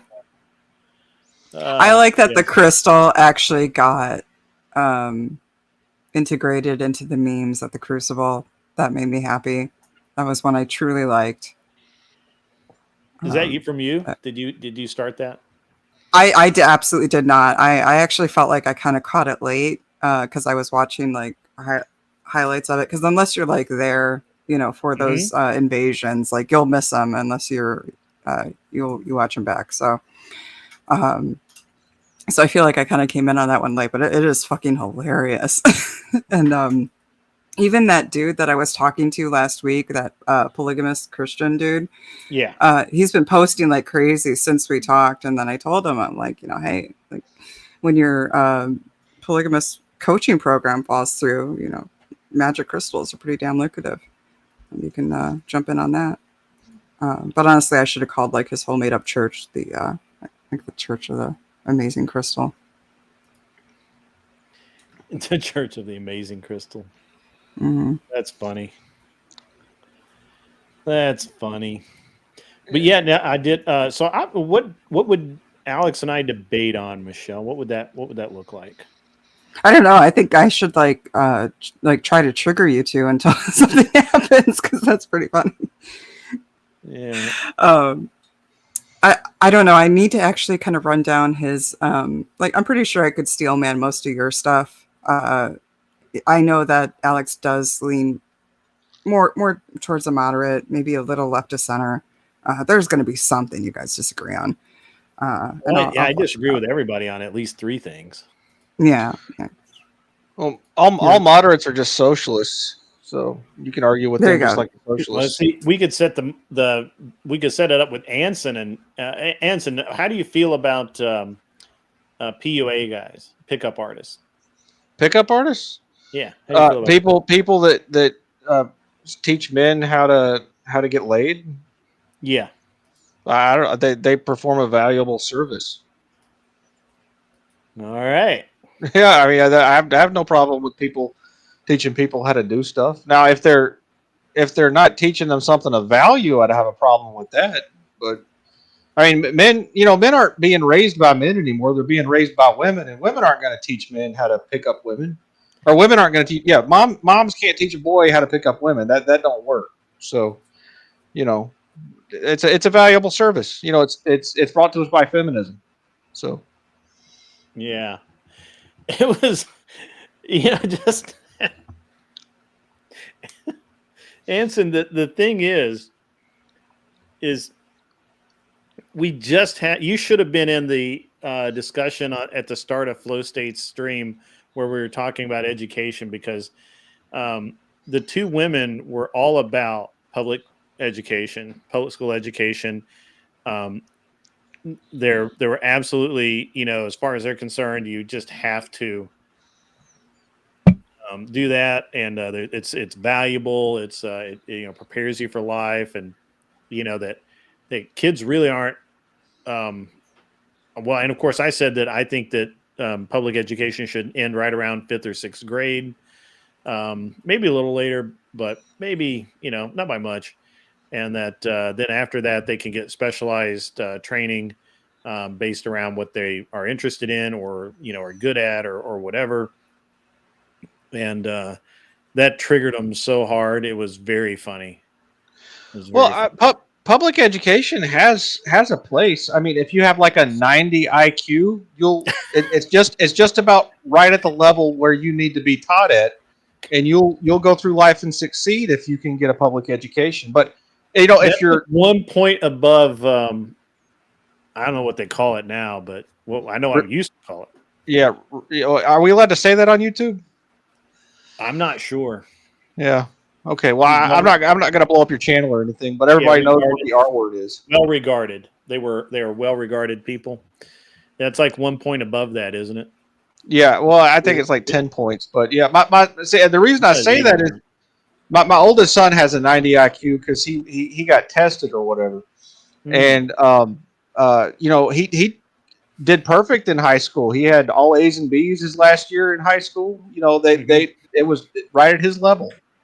So, yeah. If you want your child to have a 90 IQ education, then send them to public school. Flawless victory.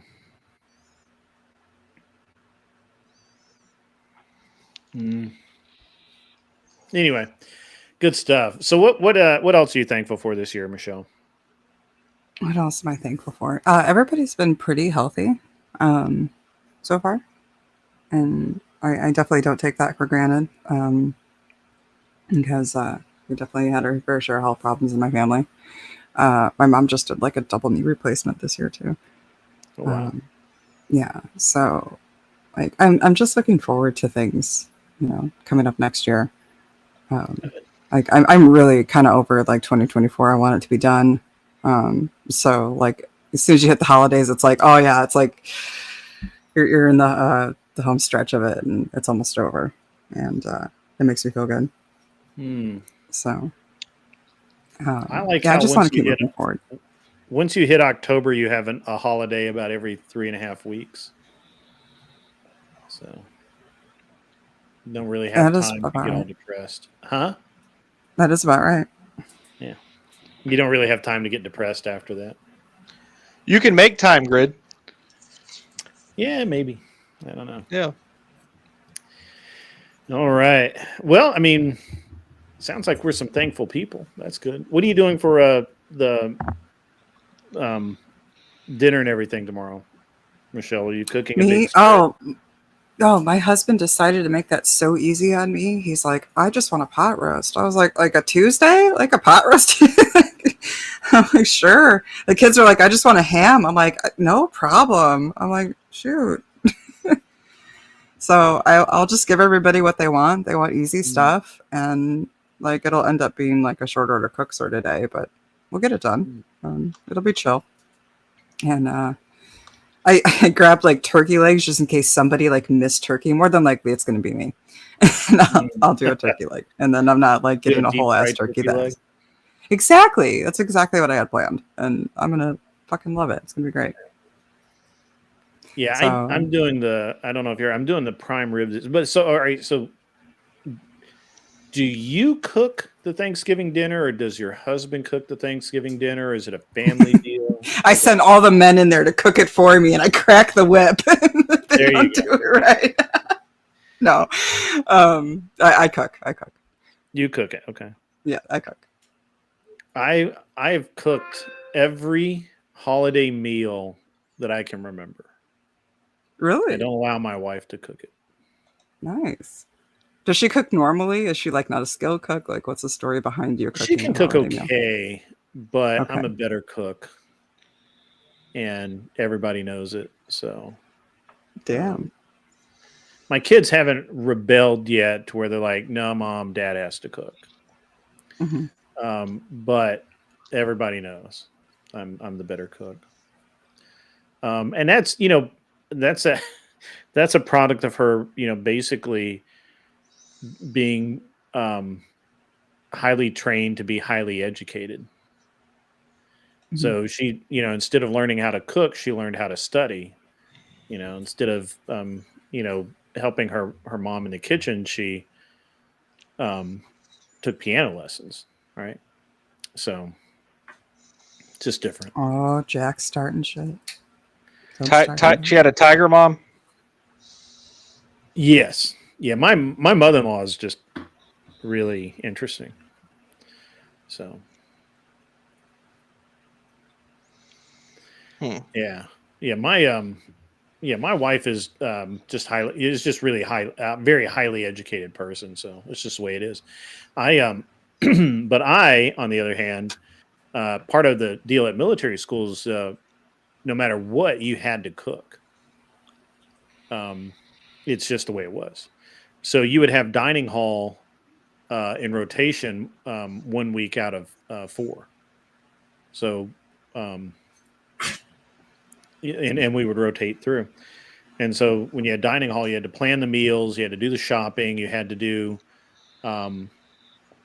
you had to set a budget. Well, there's a budget per student. The meals cost X amount per student, X amount per staff. You had to add in staff. You had to factor in if we were going to maybe have some guests, if have a little bit extra just in case there were unannounced guests, and that you and then you had to go shopping to actually procure the supplies for the week, and you only got to go one time. You couldn't go and be like, oh, I forgot butter or sugar or whatever. Oh, we got to go no, it was one time.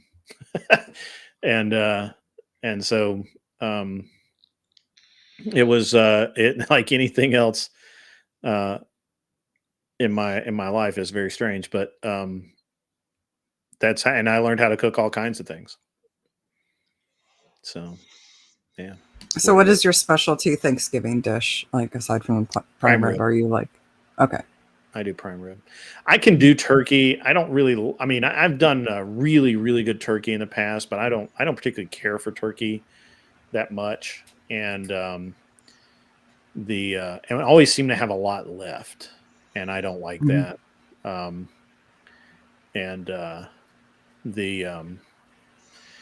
I've done like ham. I've done, and we used to do ham and turkey both, just for people that don't like turkey. I've done. I mean, I've done a lot of things, but like tomorrow, I'll start cooking early in the morning. I'll get the prime rib on, and then I'll do a green bean casserole, sweet potato casserole. I'm gonna do roasted, the small bite-sized potatoes. I'm gonna Nice. cut those up, and I'm gonna roast we'll have roasted potatoes. You know, we've got a bunch of different pies and stuff. It's gonna be a good meal. I mean, you know, it'll be really good. Ooh, I bet I could make my ham salted caramel. I saw that in the store today, and I was like, Huh. I don't know how that would work. I mean, making caramel is easy if you just have to have sugar. K2, no, actually, my wife actually doesn't really punish my kids. She'll get angry with them and yell at them, but when it comes to punishment, it's always me all the time. I feel like the slipper thing is more of a Hispanic thing because, like, I definitely got chocolate. I mean, I don't know about you people. And, like, my grandma was amazing with the chocolate too. Like, she could kick her foot up and catch it in the air and then deploy that fucker. Like, it was amazing. Engaged slipper. I know. After yeah, you're confusing Latin for sure. Like, I'm half Mexican. I'll tell you, the chancla was our people. That's so funny. That's so funny. You know, the Asian parents punish you with more homework. Actually, Asian parents probably They would. They would. The Asian parents That's probably horrible. punish you by making you sit in a corner and not do anything, because you know the kids have to always, you know, in Asian culture the kids are homework machines. So my son's not. I would not do well. I got what at Walmart? What did I get at Walmart? I saw a salted caramel ham at Walmart. I didn't buy it. I went to Walmart for butter. Although my Walmart has really good meat here. Doesn't salt and sugar make everything taste better? That is my experience. Yes, sir. Yeah, you can do a salted caramel turkey or a salted caramel whatever.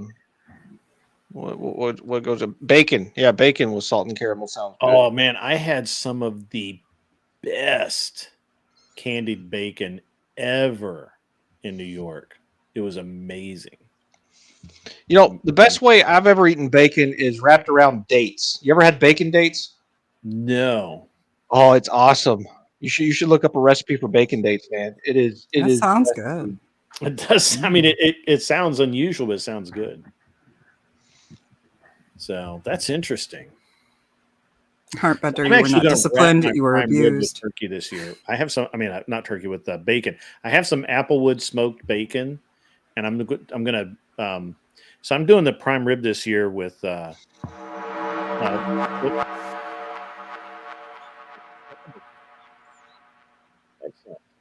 Sean. Oh, your sound just like went off grid. I don't know if it's just me or. It was the Oh, I'm TTS. sorry. I got way far away from the mic. Okay. The TTS is muting your mic, Grid. I didn't see it, TTS. Am I crazy? No, it was just a subscriber notification. Oh, okay. So, You but don't know what a date is, Tiki Tak? A date is the sweetest fruit. it's like a fig. Yeah. Yeah. But It's yeah. Middle Eastern. It's Middle Eastern. You got to wrap it in the bacon to keep the Islamic people off of it. So so I'm going to do my prime rib tomorrow. So I'm going to do. I've got Wagyu tallow, and I'm going to inject the prime rib with the Wagyu tallow, and then I made an herb butter today with rosemary, thyme, black pepper, some other things, and really good butter. Like real, I only use real butter. So and I'm gonna coat the prime rib with that, and then I'm gonna cook that down low and slow at like 150, 160 degrees for probably like 3.5 hours, and then I'll wrap it with bacon and then cook it for another 3 hours at 150 degrees, and that's gonna really get her done. And then the final, then I'll let it rest for half an hour or something, and then I'll put it back in the oven at 500 degrees for like 10 or 12 minutes, and it'll have that really great bacony crust. It's going to be amazing. So Nice. yeah, I told you I'm a good. I crust. mean, I get into my cooking, man. Mm-hmm. So. You're making me hungry. Yeah, I know. Somebody else said it. Yeah, it's making Everybody me in hungry chat even like, before. dude, shut up. Like, fuck off right now with your prime rib and shit. Your amazing plans. Oh, Arthur What- Diet took a shot at Anson. A date is something Anson wishes he had. Wow. He got her back though. I got to admit, I it know, was pretty Arthur. I decent. send me them digits and I'll take you out. No need to beg. Dang, son, that's some hardcore flirting. Yeah, I like that. yeah. I got the Riz, as the young people call it. The Rizzler. Yep. So that's funny. That's great. I'm actually really thankful for having been, because I started this channel basically in January of last year, and it's actually been a really good time all year. I'm grateful for the people I've met. I'm thankful that even those people who've turned out to be maybe a little less worthwhile to be friends with than others are still people and worthy of having been met. But it's going to be good. Glad I got a lot of work done this year. So yeah, I mean, I got a lot. I feel like I've got a lot to be thankful for in general, but there are some very specific things I think that I'm pretty, pretty happy about. So Yeah, I'm thankful for your show, Grid. It's given me something to watch that's actually worth watching. I didn't really start watching YouTube content the way I do until this year, to be honest with you. But I've really gotten into you and Glenn. I've kind of gotten bored of the Crucible, to be honest with you, because he just does the same thing over and over again, and it's really good what he does, Andrew. But yeah, this is something different every time, because I really don't know what's going to happen on your panels or on your shows. So it's something Well, new I every appreciate time. that, Ann. I appreciate that. Well, I'm trying to feed Andrew the polygamous Christian dude. If you're interested in that, that'll probably happen on Glenn's channel. Well, it'll get restreamed off, but yeah, I'm trying to set that up. I need to see it happen. What is it you like about the show, Anson? I don't think I've ever asked before. What does who like about the show? What do you like about the show? Oh, yeah. So, I guess I kind of have to explain why I started watching it. So it was the whole relationship issues that I was having, and then I fell into the manosphere world in YouTube, and I don't know. I guess it's just the relation. Well, first of all, a lot of the references you use, I understand. Like every once in a while, you'll come out with like King of the Hill jokes or something like that, or reference. And so I kind of recognize it. It's not something that's your content isn't something you can get on TV. When you talk about subjects that are taboo, it's kind of like a weird extension of Rush Limbaugh. In some ways, and I listened to Rush Limbaugh every day until he passed away from for years. And so you're not Maha Rushy, but you're carrying like 1/100th of his torch. So that's high praise in and of itself, man. To be honest, I do not intentionally and haven't intentionally tried at all to model myself after Rush because I just I listened to him for like 30 years, man.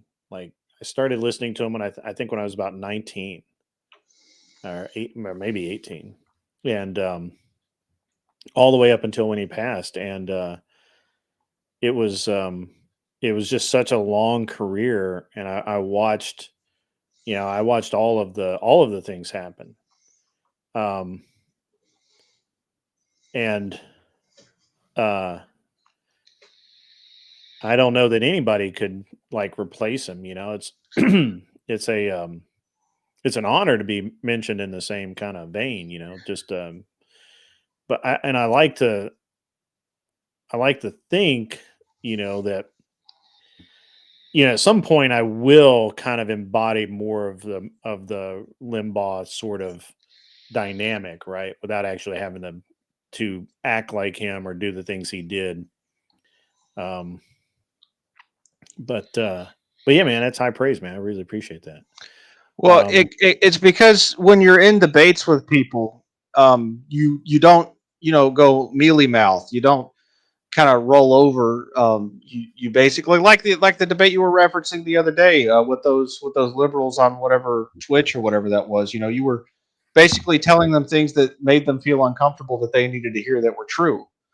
And that is that's why I watch this channel, because you can't get that. You can get it in other places on YouTube, but some of those people, I mean, they've just gotten so I don't know. I don't know how to put it. This channel is still small enough that I can see you as a genuine person, as opposed to like someone with a channel Andrew's size, where the content has become its own beast in some ways. Like it hasn't gotten that way for you yet. And I don't know if it will, and it never really did for Rush. Even though his show got to be so big, he was still genuine, and even more so the more years he did it. And I guess that's it. That's why I watch it, as genuine. So, well, I do try and be genuine. That's for sure. I appreciate all of that. That's really good, and it gives me some pretty valuable feedback. So, yeah, even though you're wrong about some stuff, yeah, yeah. I thought I was wrong once too, but I was mistaken. Yeah, that's what you were wrong about. I was wrong about being wrong, Michelle. That makes sense. I got her mid puff. Yeah. She was too quiet too long.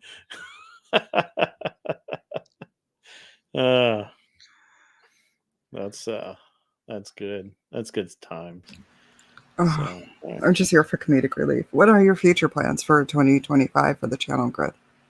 What the future plan? Well, that's an interesting discussion. I am so assuming that I don't spend a large part of the summer abroad, where I will not be able to access YouTube very easily, which could happen. I'm going to continue forward basically the same way that I am now. I am going to participate in other channel content, like I'm going to do the show with Prime as often as he'll have me on, and I really want to pull his audience, at least the centrist. Although I don't mind leftists being out in the chat. I think they're fun, and I'd like to obviously expand the audience. Just I would like to get to the point where we have 100 to 150 people live. I don't know that I want to have much more than that live, because I mean, obviously I'd love it, because it would mean I'd be more successful, but I think 150 and maybe 200 people is great, because you can still have that experience that Anson was talking about. I can still pay some attention to chat, and some mods can direct me, some traffic and that sort of thing, so that it just works out to where I can still interact. I feel like if I lose the ability to interact with the chat, that hurts the show. So I think it's as important to work with the chat as it is the guest. And I'd like to have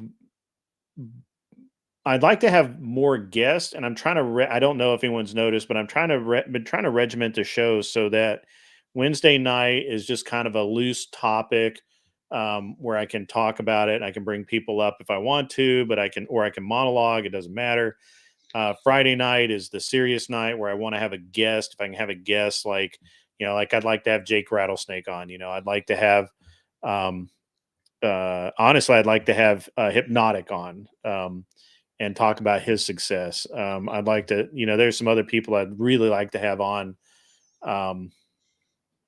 and be able to be able to have it, bigger and bigger streamers. Maybe some people outside of the YouTube community. I actually I saw today that what is that guy? I'm gonna not be able to remember it. It doesn't matter. I saw someone that I really look up to in the political satire range was doing a show today, and I thought that he'd have 1 million subs. And would be doing really good, but I mean he's down and maybe it's a second channel, but it's like he's like 250 subs and he only had like 500 people in his chat, and I'm like I would love to have that guy on. I think it's an anomaly or something like that. The guy who does political satire. Really, I'd like to have some political satirists on. I'd like to have. I just want more and more guests on, especially on Friday night. And I'd like to keep Saturday night as the chill stream. On Saturday nights to where we can just chill out, talk shit. Anomaly, yes, thank you, Ming. I really would love to have Anomaly on I'd love to have Anomaly on this show. I love his stuff. His work is great. It's truly epic. And I'd really like to have him on the show. I think he'd be a great person to talk to and just, bounce ideas off of and talk about how he, how he's gotten where he is. And there's some people in my world from the competitive shooting sports that I'd like to have on. There's a lot of people I'd like to have on over the next year. There's 52 weeks and I plan to fill them up. I really need to I have to improve the revenue of the show to make it worthwhile to continue doing it, because I'm spending a lot of time on it, and that's time that's taking away from other projects that make me a lot more money. But it's kind of a different deal. And what other plans? Oh, I'm thinking about restarting my airplane channel, but doing it live when I'm working on the airplane or whatever I'm doing with the airplane. I'm still in the design kind of profile phase of that. I don't have a clear picture of what that will look at. But I would like to do that. What I'd like to end up Monday. I would really like to end up Monday, Wednesday, and let's see, Monday, Wednesday, Thursday, and Friday daytime shows. So 4 days a week during the day. Tuesday being I need at least one weekday where I have all day to do, without anything going on. And Tuesday is a good day for that. And I'd like to have I'd like to do my airplane show probably probably Thursday night and I would do I do a Monday, assuming that my son starts driving or he can get to Scouts without me. I'd like to do a Monday, Wednesday, Friday, and Saturday night show. So, yeah, Clover Texas, exactly what I need. One more fucking project. Yeah, no, I get it, man. But I really, I already I was doing a Thursday night show where we talked about airplanes for a race series that we were doing. And I just decided that it was just kind of the group kind of stopped meeting, but I've left that time slot open so I could do that then. Can I take John Devman? Can I take you up in an airplane? No, I can't. I'm not allowed to fly with passengers yet legally. Or a race car. I don't have any race cars put together right now, but I know people that do, and maybe we could. But going shooting, we could definitely go shooting. John Denman, I shoot all the time. You can pull 5 guns right out of his pants right now. No, but I have 3 within reach. There you go. And to think about that, there may be more. But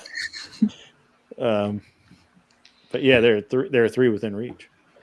I mean, like really close. Yeah, that's kind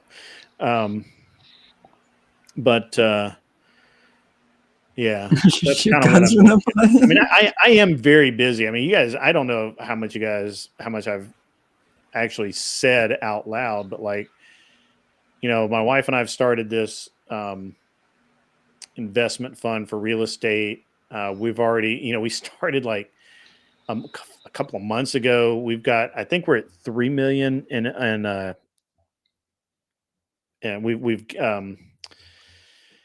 we've had investors pop in $3 million already. I think we're capping at 10. So, we may hit that. We weren't expecting to hit that until the end of next year. We may hit that before the middle of the year.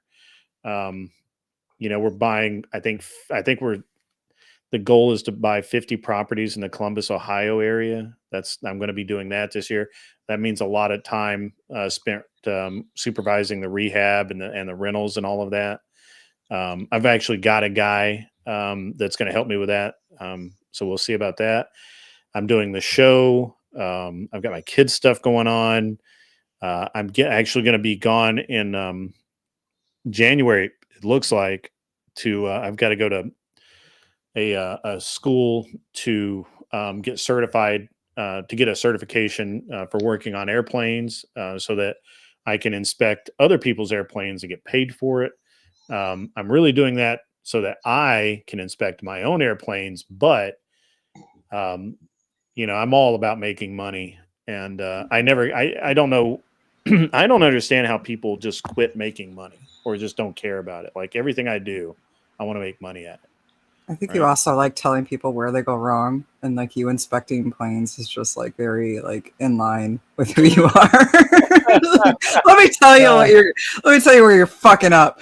Yeah, it could be that. I'm not going to deny that, but it's more like I just really have to if I'm doing something, there has to be a reason behind it, right? Like if I go fishing because I really want to do it. If I go hunting, it's because I want to take that time and I want to do it. For me to do something that I don't necessarily really want to do, but kind of it's nice to do it, like anything else, then I need to get paid for it in some way. Like there has to be some upside to it for me. Yeah. Yeah. Clovertax says he likes to spend money, and if you don't make money, you can't spend money. That, shockingly, that is true. Sooner or later, they will turn those credit cards off, folks. And then you go. So, there's some other business stuff that's been offered that I don't know. The funny thing is that I get probably, I used to get a lot more. I probably get 10 to 12 prospectus a month where people will send me an idea for an investment, And it could be $10,000, it could be $100,000, it could be a lot more. And a lot of times I look at it and I go, I don't know anything about this industry. I'm not putting a dime in it. Right? Like I just don't know. It could be the best deal on the planet. I could be missing out. Do you usually do passive income industries, or people invest in stuff where people are actually working in the business? I do both. Like one of my favorite businesses to invest in locally, especially, is landscaping companies. The guys that tend to own them are usually pretty honest people because they have to deal with people every day, and to collect their money, they need to be honest. And so I like dealing with landscape company. I like to find the guys who are like gotten good at it and they're busted their ass and they've gotten more contracts than they can serve. And so they need to hire guys. They need capital for a new truck, new machines, a trailer, payroll for they need 2 months of payroll or whatever to be able to function. And I like kind of putting that money into that business. And I don't usually actually put money into it. I usually go buy the truck or I buy the lawnmower or whatever. And that way that frees up their capital to pay payroll or whatever, or hire guys. And then usually the way it's almost always gone is they stay in business about 2 years and then they'll sell the business to somebody else. So, then I get a cut out of it when they sell it, but usually, and they pay me money every month based on my investment. Right. So I like that. But I do a lot of rental property. Well, not a lot, but we're doing more rental property. But now, I'm doing flips. What I'm going to try and do this year is I'm going to try and do 1 or 2 flips a month. And obviously again, we're buying 50 houses. So we're going to buy about a house a week over the next year. So that's risky if the real estate market it's a downturn, Grid. No, actually it helps me if the real estate market takes a downturn. I really need it to take a downturn. I really need the houses that are going for 250 to 280,000 right now to be 220. I really need that.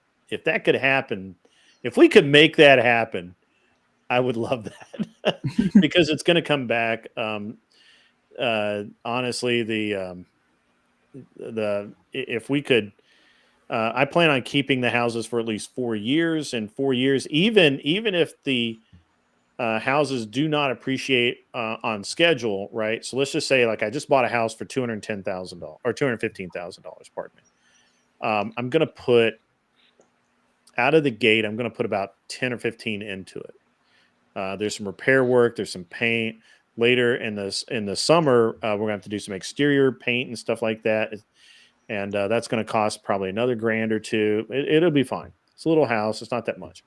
We're going to put some money into it right out of the gate. That's fine. We'll rent it for roughly, we're going to rent it for $2,000. Mortgage should be about $1,200, $1,300. And so I'm going to, and the entire mortgage will go to pay on the house. So we're paying it down faster than we're not cash flowing, right? We're just paying, we're just building as much equity as possible. So once, even if I just keep it 4 years, I will profit $100,000 on that house. And there's nothing else and I will have spent nothing effectively. Yeah, you would have gotten some tax-free income in there too. Yeah, that's wild. Yeah, that Schedule E is really good for rentals. Yeah. So I used to do a bunch of tax work for rental people. That was one of the areas that I did a lot on, and people don't realize the way that the tax code is written. It really incentivizes that particular activity for people who want money to come in and basically tax free, reducing the taxes because all the depreciation Mhm. You get to write off, and all that loan interest you get to write off, and at the end of the day, you're basically just receiving money. Yeah. And it's a pretty sweet deal. Yeah. I mean, there's nothing that I can do where I make $100,000 in 4 years risk free. Right. So, and I'm gonna, and again, now the house that I just bought, that's for my wife and I personally, right? So that's not a house that we're buying through the investment fund. Now, keep in mind, I have my own investments, and we have the fund.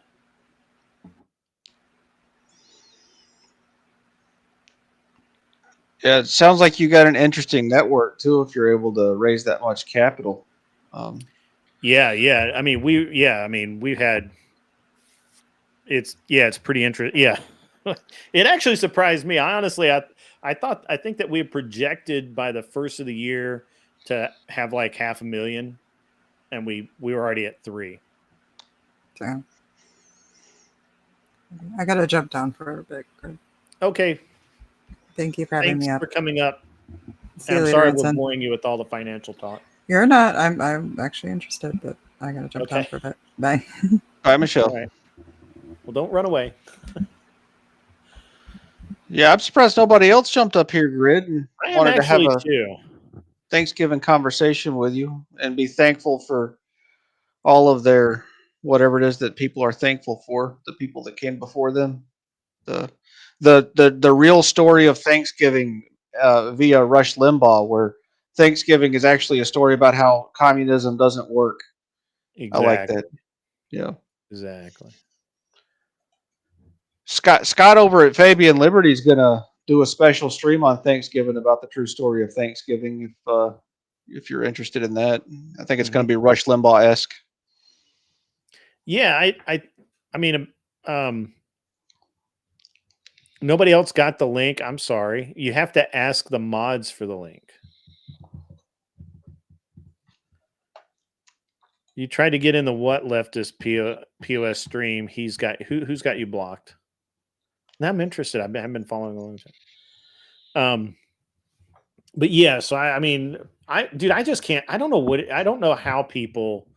I mean, look, I understand, right? Like I look at guys, like I'll go to Gatlinburg or somewhere, and I'm looking at guys that are retired that have a good pension, and they have some savings, and they built a little bit of wealth, and they're just happy to just play golf every day and get just that's it. Just play golf every day, have a couple glasses of wine at night, maybe give the wife a little pickle tickle and then move on, right?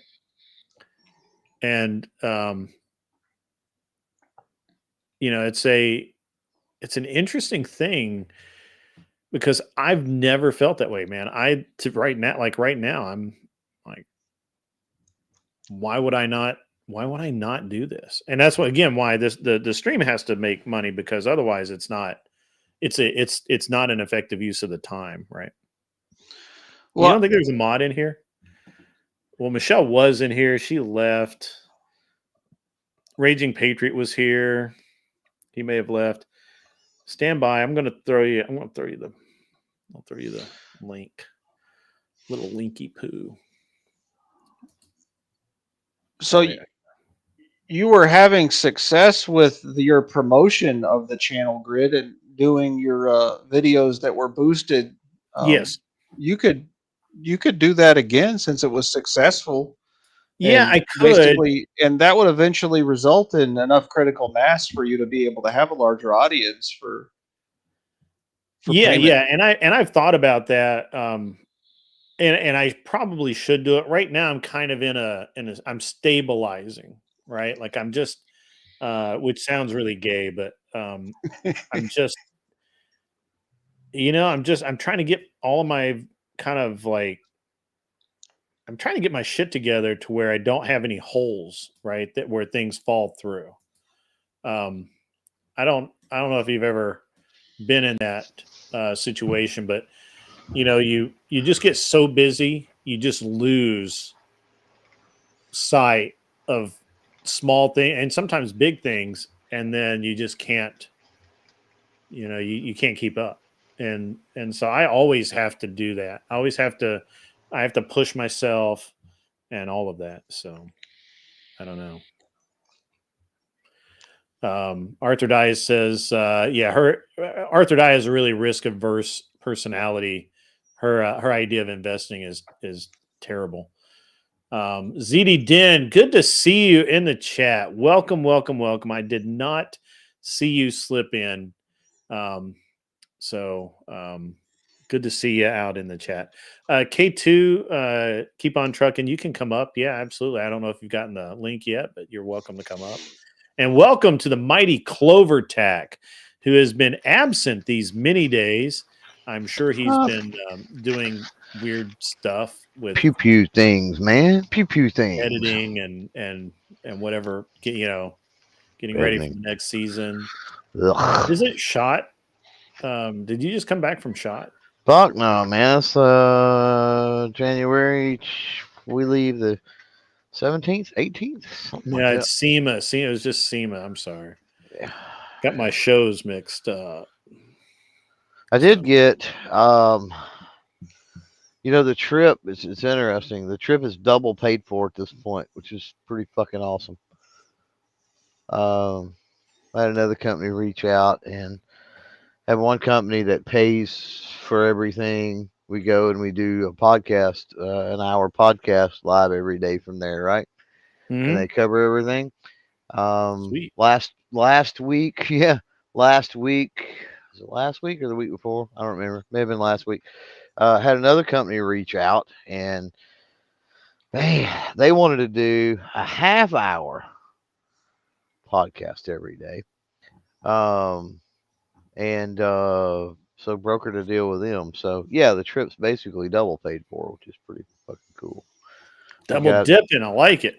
We got upgraded to hotel rooms on the strip, like literally. Are you staying somewhere cool or? The Link. Huh? Staying at the Link. I have not heard of the Link. Yeah, is it new? Yeah, I guess. You've got Venetian and then Harrah's and then the Link. And the Venetian is, of course, where Shot's at. Well, it's part of Shot, and then across the street into Caesars. I mean, Caesars Forum, not the hotel. Right. But so we're basically one hotel over. So no Airbnb having to drive and that sort of stuff, which is pretty fucking sweet. So that was one of the perks of getting doing the extra 30 minutes with this other company on top of the money, of course, but was getting the lodging upgrade. It's pretty sweet. So, be the first time staying on the strip. So okay. Typically we Airbnb it, as it's cheaper. You can Airbnb the entire week for what you can pretty much pay for one night on the strip. Really? Yeah. Well, unless you want to stay someplace shitty. Yeah, but I mean, we always stayed at like we stayed at what the hell's that damn hotel? My wife has her favorite hotels, and I can't remember what the. Like they know, the hotels know it's Shot Week, right? So yeah, they have, well, it's just like SEMA. They jack the prices up. Yeah. And my wife, now I cannot think of the name of that. It's not the Wynn. It's but it's similar. Yeah. And we always stayed at nice hotels. But we were just there and we stayed at Excalibur, which I had not stayed at before, and it's okay, but it's not the best. Yeah. And it's kind of out of the way, I thought. And I didn't like it that much. It's the first time I'd stayed there and probably the last. So yeah. Looking forward to that trip, man. That's the best week. Best week of the year. Best week of the year every year, man. Hell yeah. Yeah. Yeah, John says don't do the Luxor. Yeah, Luxor and Circus both suck ass. Yeah, You will I've tried. I did bed Circus bugs Circus like a and long time shit. ago, and it was pretty good. But dude, I made a mistake of letting somebody else book the hotel, and they booked us in Circus Circus, and it was absolutely the worst time I think I've ever had in a hotel. Yeah, it's bad. It's bad. Luxor is not far behind it. So, yep. Yeah, So, just terrible. Yep. So, yeah, SEMA. You got really quiet there. Are you okay? Let me turn your mic up. Me? I got quiet? Yeah. I don't know. Maybe I just talking quiet. I haven't adjusted anything. Or you must be really relaxed. I'm pretty chill right now, man. I'm waiting on. I've got about. Time is it? I got about maybe 30 more minutes, and the ham and turkey come off the smoker. So. Oh, nice. And let them set a little while. Get them wrapped and in the fridge, and all we got to do is warm them up tomorrow. We're ready to go.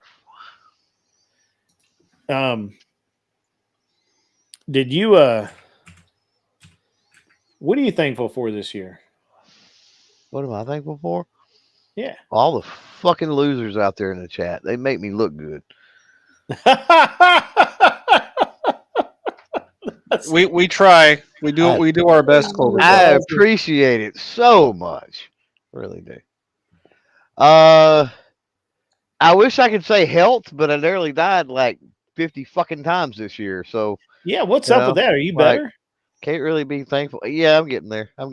Actually, spent an hour in the gym today and I didn't die, so that was great. So, yeah, it's getting there. We're getting back. That was my goal. Like I had to fucking get better before shot. Like I can't run. Shot week is one of them. If you're lucky, you get 4 hours sleep a night. You're running, 110%, 150% all day long. Like, holy shit. So, but we're getting there. Same as I guess always. I mean, I don't know. I mean, I'm thankful I don't have to want for much. I'm thankful that there really hasn't been any haven't really had any hard times to speak of this year. Family's all been good, so I mean that's good. My health was shaky there for a while, but everybody else was good, so that's always great. What else? I don't know. Okay. Been a good year for the channel. All of that is just continues to look better. Been a good year for the 2A. Hopefully next year will be even better once we get Trump all sworn in, and maybe Pam Bondi worries me a little bit, but we're not going to freak out too much about her. Yeah. Yeah, you see some red flags with her too, huh? Yeah, she bans on under 21. She seems like in the past she's been okay with that, and yeah, legit red flag stuff, and been a couple things it's a little worrisome, but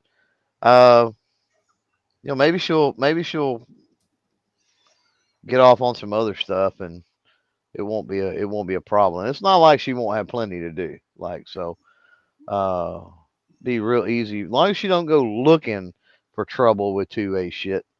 I think we'll be okay with her.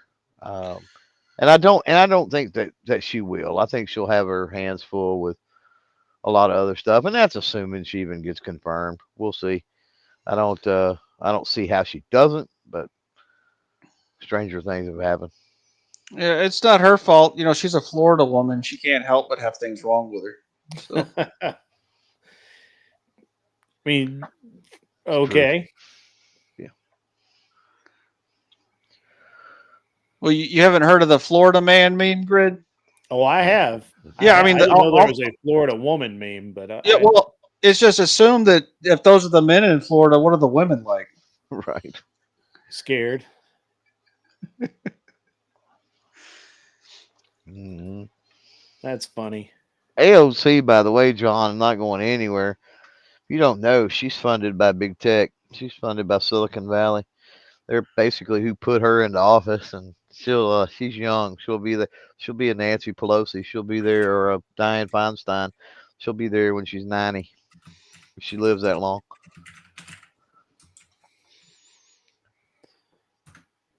Yeah. Interesting. Arthur Dye is already triggered. Did you catch the debate the other night that I did on Prime K's Kai's whatever his name was? Me? Yeah. No. No. You missed out, buddy. You missed out. How's that? Well, first of all, I was the oldest person on the panel. Oh. And I think Anson's right that or whoever said it, they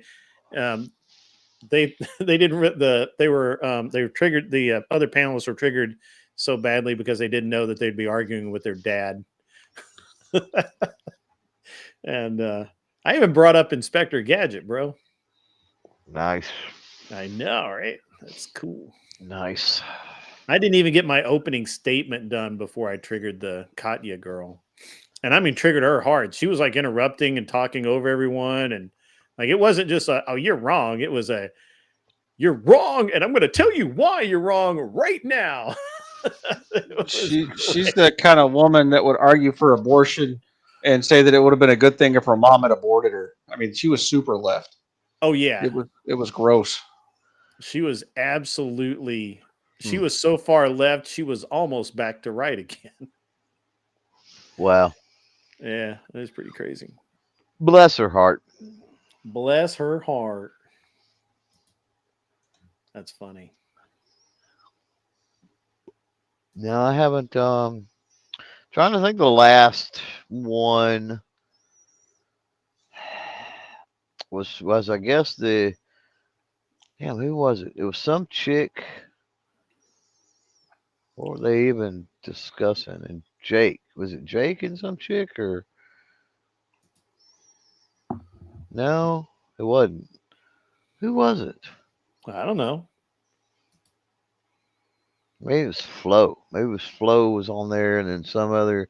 It was some chick, and it was some feminism thing. And I went up. It was I think it was on Sarah's channel, and I went up for a minute. Not long. I don't do well because I'm not the debating type. I just don't have. You just tell them you're wrong. They're wrong. I don't have the fucking patience, man, and I don't have all the tact and the like. Fuck all that. I just I just don't have all that. So people spend way too much time on the nuances of fucking debate and all that. I'm more of a fucking duel. Load them up 10 paces, turn around and fucking let it fire. That's my thing. Y'all can enter into the civil discourse. I'm civil. I'll take the more violent route of solving my problems, I guess. Have you gotten anything cool in lately to hang out with, to play with? Bought an Offshoots. Oh, really? About a week ago. Yeah. What'd you do that for? Because it was a rifle. Fucking deal. It was a steal, a rifle. Yeah. Yeah. I want one of their pistols with that cool grip that like wraps around your, and does all the things. And I want one of those. Oh yeah. I know what you mean. Yeah, this one I got it out.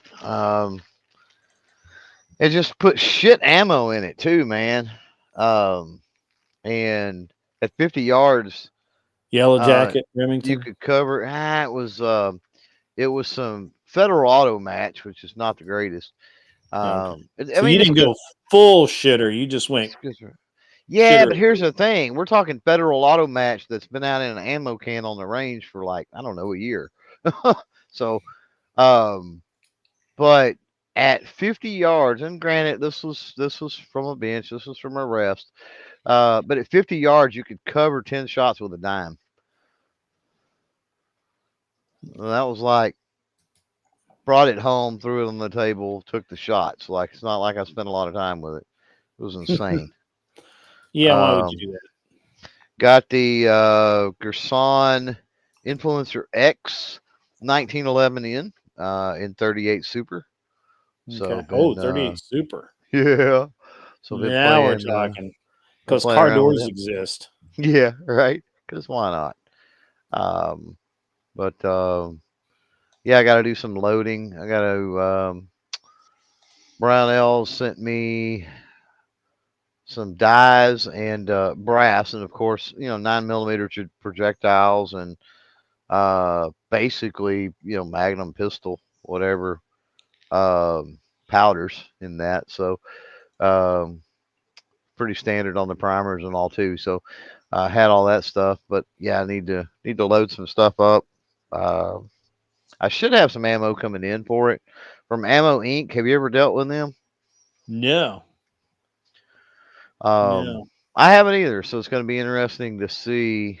Um, I got to looking around when I was looking, so I'm like, damn, uh, maybe this was not the greatest idea opting for the 38 Super because they released the Influencer X in 9, 10, 45, and 38 Super. And they're like, which one you want? I'm like, I want the 38 Super for two reasons. Number one, because it's 38 Super. But number two, because I doubt any of the other creators or whatever that get anything, they're going to opt for that one. So it'll be unique. Hopefully my content will be unique. And then after I kind of committed to that, I thought, how the fuck am I going to get ammo? So I hit up Brownells, like I said, got some stuff to load. And then looking around to buy, because I'm like, well, I'm going to need some factory for sure, too. Mm-hmm. It's hard to. I can do B-roll, I can do testing, I can do behind the scenes with the reloads or hand loads. Mhm. That's fine. But on camera or whatever, in the videos, I mean, I need to have some factory stuff. And then looking around, Ammo Inc. was one of the cheaper ones and one of the more readily available too. So I reached out to them. They're supposed to be sending me some. We'll see. We shall see. I used to get a lot of 38 Super from. We don't have turkey Akira. here, John, unfortunately. Yeah, he missed our whole discussion about that. So about how they keep bringing the wrong turkeys into the area. Yeah, they try to bring them damn northern turkeys in here. He's trying to act like he's Southern, even though he's from Texas. That's funny. I don't care one way or the other. Anyway, grit. So what else have you been? What else? Anything extra cool? And I mean, that sounds like some. How's the trigger on that? It will get better. It's okay. It's Hmm. okay. It's all I can say Okay. is it's okay. It's not like Okay. race gun, anything like that. But I have not put it on a trigger gauge. So that I don't know, but it's okay. I mean, so I put an optic on it because it's RMSC footprint, Mhm. and so I got an optic on it and went out. I don't know. I had the optic zeroed within 5 rounds, and then put another box through it, and I mean it pretty consistently will hold groups well under the size of your fist, like well under. Um, I would say probably 3-inch groups, and we're talking offhand, 3-inch groups or so at 25 yards. So, and again, Yeah. that's like basically right out of the box with me not having a whole lot of time with it either, right? So, um, it'll get it'll get it done, and it'll get better. You know how triggers are. Yeah. There's a break in. I don't get too crazy about if this trigger is good or bad. Typically, Mhm. not with a production model anyway. Until it gets up in close to that 500 round mark or so. Once you get up into around that 500 round mark, depending on what it is and how the trigger feels, yeah, at that point, might need a little work. Yeah, no doubt. It's interesting because I had I actually just was going through my box of parts, and I've used all of my 1911 trigger kits from Cylinder and Slide, and I think they've gone out of, or no. So I think Cylinder and Slide were selling the trigger kits were from the what it was called, the Cop Shop, and they were in California, and they closed down and they quit selling the trigger kits, so you can't buy them anymore. Yeah. And they and they were like the best off the shelf trigger kits I've ever gotten in my life. Like, I've tried everybody, and I think I'm just gonna have to do the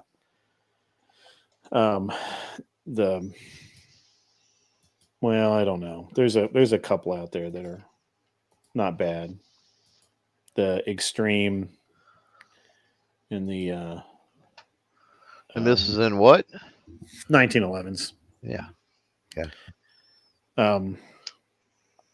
But yeah, I the Cylinder and Slide ones were made by the Cop Shop, and that was the name of it. I don't know why they called it the Cop Shop, or I don't know why the name was the Cop Shop. It's just was the name of the business. Yeah, that's weird. And it's California, though. Yeah, it was. Yeah, who knows? And they apparently the guys got old and they didn't want to show anybody how to do it, and they didn't want to do it anymore, and it was too expensive to like do anything. So they just like, yep, we're done, going home now. There was an old dude here, and I think he's still around. I don't think he's passed away. He was getting up there in age, though. Called the Gun Doctor, and man, just the amount of parts this dude had, it was unbelievable. Amount of knowledge and what he could do, pretty unbelievable. Yeah, he just decided one day he was done, and ended up selling all of his inventory. My local gun shop bought all the inventory of his parts, which was pretty awesome. Yeah, did great work and everything else. Just decided one day he'd had enough. I guess that's the way it goes, though. Yeah. Well, I think, like Brazos and Dawson's Precision, which are both in kind of your area. I've been to both of those places, and I like their parts too. Their parts are really good. Brazos, of course, is not too far from Dawson, and Dawson Precision. I went there and bought a magazine. I had to stop there on the way to a match, and it is such a cool place. And some of the things that Dawson did, but the shop is like is in his front yard, like the whole business. They have a shooting range there and everything where they used to test the guns and on all that. And it's just a really cool place to go check out. But eventually that place will, Dawson's gotten big enough now that like he's making parts for other people and that sort of thing. But you have to wonder, because like it's the same thing with like Cajun or gray guns. When the guys that run those go away, what happens? Like, they're gonna be gone. Well, yeah, that's the problem, man. There's not and it's getting that way with a lot of the younger generation coming up. A lot of the older generations dying out, and a lot of things, man, not just in the gun world, but you've got gunsmiths, like, sure enough, real fucking gunsmiths are going away. It's parts changers now. It's like all you've got. And you've got that with a lot. You've got that in it. You've got that in the mechanic world as well. Yeah. Where We've they're been all saying that all the time. dependent upon the computer. What does the computer say? What is the, or whatever. And it's I'm actually going through that on a car right now. So I have this. Let me tell you how stupid modern cars can be. So I have this Mini Cooper. It's a 2011. I just did the complete service. So timing chain, tensioners, pulled the oil pan off, cleaned it up, all that kind of stuff. Put it all back together. There's a ground that goes on the valve cover. And for whatever stupid ass reason, if you do not connect this tiny little wire that's on the back of the valve cover it will fry the ECU. Oh, that's beautiful. And the car will not start.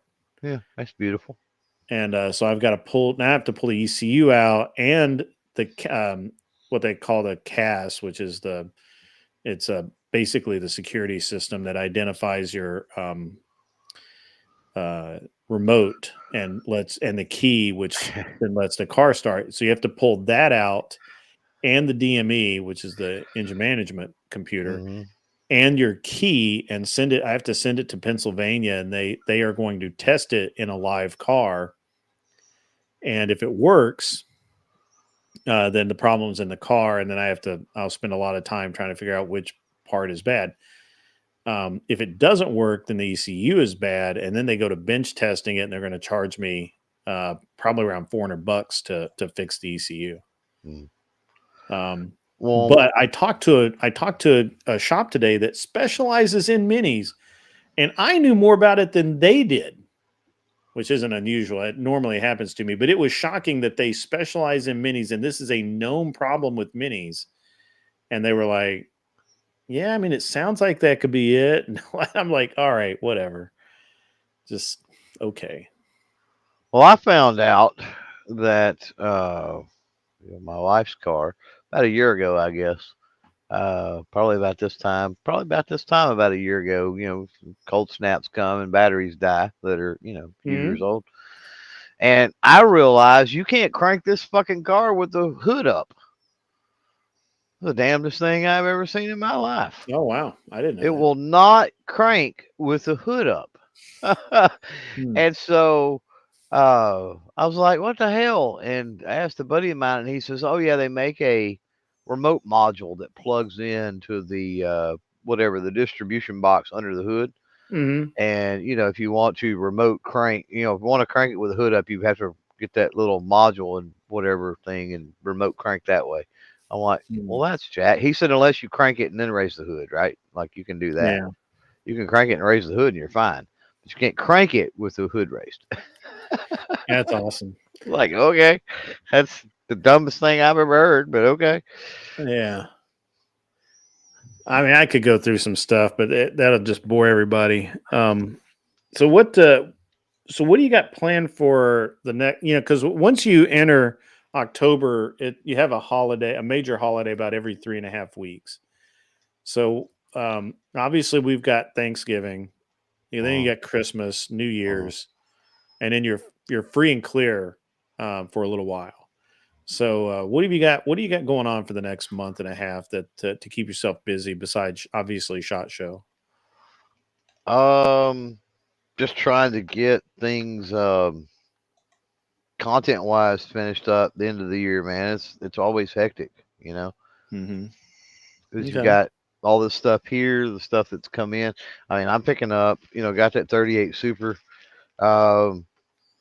in the other day. I've got another one that if it's not in Saturday, then by the way, shout out to all the small businesses and go check out your small businesses on Saturday, Black Friday and all that good stuff, and Cyber Mondays are cool, but your mom and pops a lot of times rely on that small business Saturday every year, so go show them some love. Anyway, yeah, I got to pick up another one then, and then I've got so much other stuff here that still needs to be worked with. I mean, I'm in the process of just the testing it and running things through the paces and all that, right?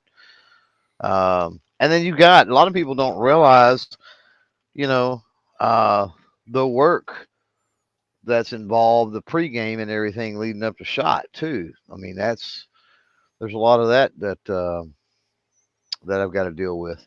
You're talking about setting appointments and, like how you, and especially now that we're doing 2 different podcasts, because we only got one set of podcasting equipment. So like that's going to have to be torn down, taken to the next spot, set back up. It's going to suck. So you're figuring out all that, the logistics of a lot of that stuff.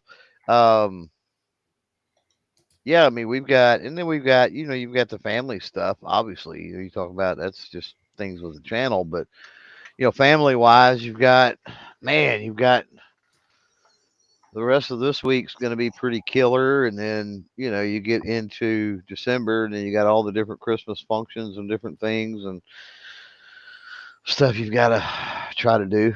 So that's always fun. My stove is out, or the oven. The the igniter, which is like a little heating element, right? It's a propane stove, but the igniter is not working. So I don't know. I don't know if the igniter is bad or something that controls the igniter is bad. I haven't looked at it yet, but that sucks because I was supposed to bake some pies and do some other things for Thanksgiving, and it's like Right. that ain't happening. So, but I've eventually got to get over and try to get that. I got to try to pull it out so I can get a model number off of it and get on and try to see if I can figure out what's going on with that, get it fixed, especially before, Thanksgiving's shot, but everybody will want that kind of stuff for all the sweets and stuff for Christmas. And so, yeah, I've got that. That's on my to-do list. Those to-do lists get. Yeah. Okay. Well, that's cool. Did Anson? He fell asleep. I think Anson fell asleep. Oella, everybody's heard about the bird, but bird's the word. Oella, bird's the word. That's what Nancy Bird Pelosi is said. in I think fact the was the word. word. The word is the word. The word is the Yeah. word. So what I want to know is who is the turkey of the year? The biggest dummy of Biden. 2024. Although an argument can be made for Kamala, but Biden, I think. Kamala would be more like the wild turkey. Yeah.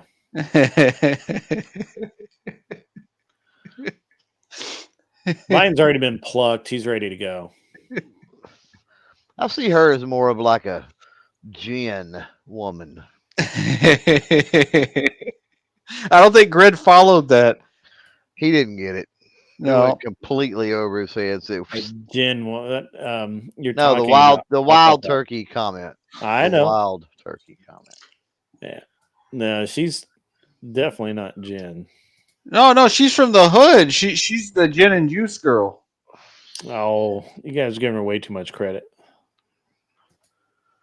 So, yeah, way too much.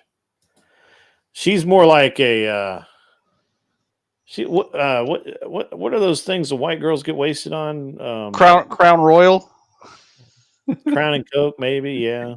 Or the what is it? White Claws. Claws. White White Claws. Claw. Yeah. She's a White Claw. White Claws. Yeah. Wine cooler girl. She's a wine cooler girl. I thought those were lesbian drinks, the White Claws.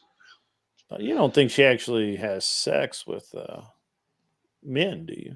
Well, yeah, she doesn't strike me as a Hillary Clinton type. That's true. Interesting. Yeah, I have to look into that. I don't really care enough to, though. Right. What do you think about Trump managing to, regain ground on peace in the Middle East? Without even actually being in office yet? Was there any doubt? I mean, come on. Yeah. Come on, man. You know the thing. I know I know that everybody on the planet is nervous that Trump is. They're trying to gauge how pissed off he is. Yeah. Yeah. I'm just. I'm interested to see. Probably the biggest thing. The biggest thing that I think excites me right now is Doge.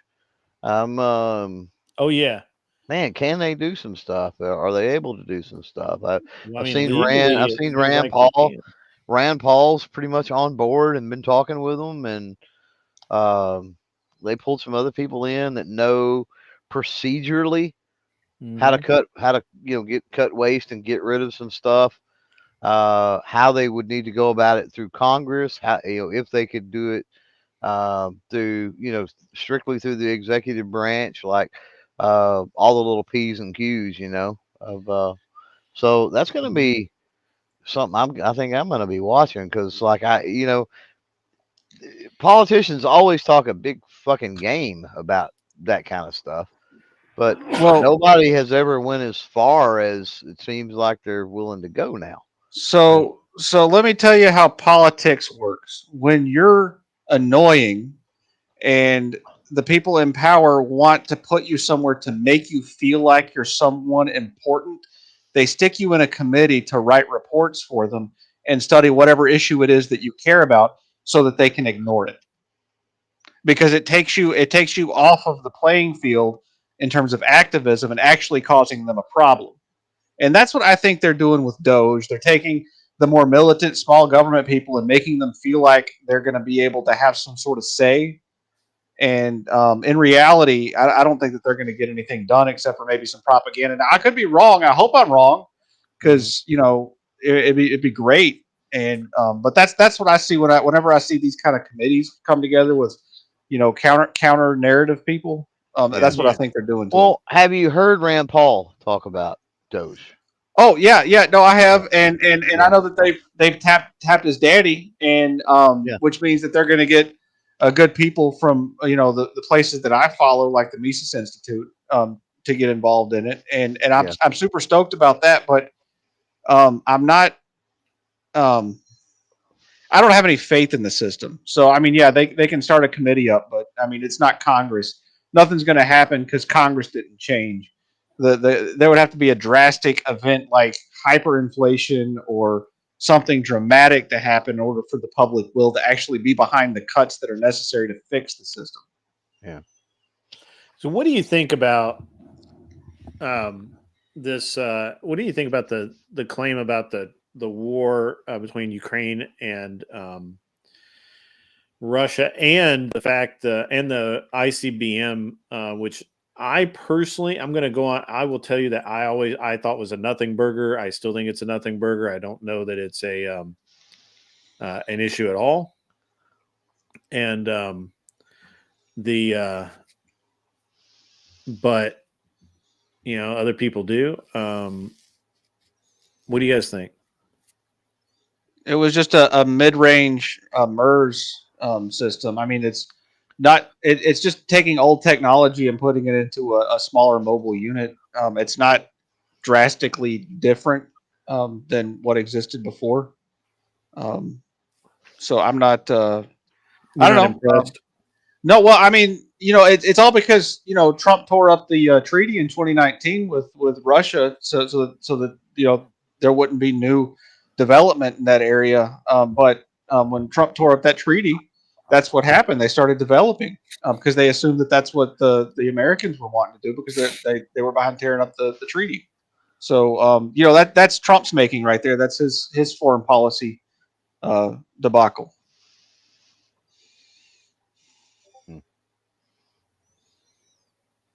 Clover? Yeah, I go nothing burger. I'm with you. What do you think about? What do you think we're going to send him any more money? Do you think the appointment is good, or what do you think there? Yeah, the issue with that, man, it's tough. Tough I one, don't right? know. Yeah, I don't know the. Hanson's got a point when it comes to Congress, Yeah. right? And so I don't know what kind of role that's Well, I mean, gonna. but they're cutting Congress out of it. I mean, what they're really doing with these, while he's not anointing czars like past presidents have, he is using the power of the executive branch to effectively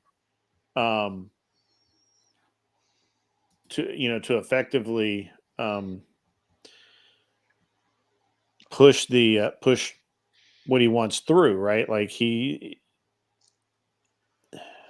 where the problem's always been is the president has decided to use EOs rather than use the actual power of the office in and of itself. And so it seems like that's what Trump is really doing, right? Like he's literally saying, hey, we're going to do this and you can't do anything about it.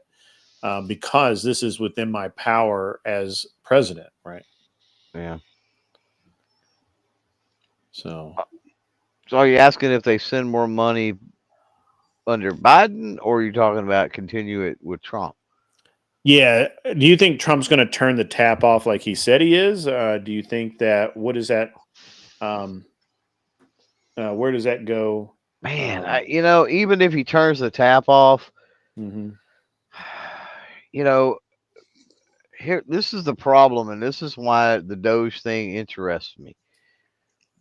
So much money is laundered through various ways. So, Mhm. like, even if he officially turns the tap off, is money funneling through some other country, through some other department or organization? You know, is it part of the military budget even that's being funneled through some other means? So, Okay. Yeah. ultimately, until, and let's be real, even if he ends it on day one, even if there's some second coming of Christ moment where he gets sworn in and it's immediately that the Russia Ukraine thing ends, right? You think we're not going to be on the hook for rebuilding Ukraine?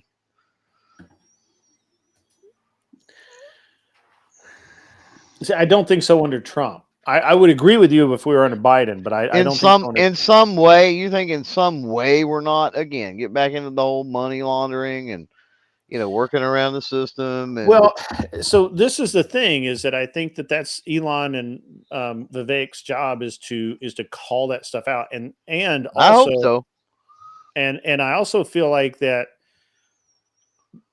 the state of the economy is such that literally people who have never cared before, man, are now like, fuck no, man, we can't give any more money to anybody, dude. We can't send any more dollars across the sea.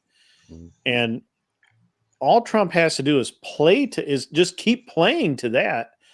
And it's political suicide to any congressman who is on record as voting to send money to the Ukraine. Right. And they can't blackmail Trump into doing it. Yeah. So he's got them. In theory, he's got them so tightly by the balls that they're about it. It's like that rubber band, when you turn a steer into not a steer. Because he's got them so tight that if they go along and get along, or he keeps tightening that rubber band, because they can, obviously, they're Congress, they can vote to send the money. That's fine. So but if they do, and they're on record as voting for it, it's political suicide right now, right? There's nowhere in the country there's the number of people that actually believe that we should send money to the Ukraine can be tallied by the number of college students we have on campus. Right. The entire rest of the country is fucking tired of it. So I kind of have a different take than y'all on this. Y'all are asking, will Trump turn off the faucet of money?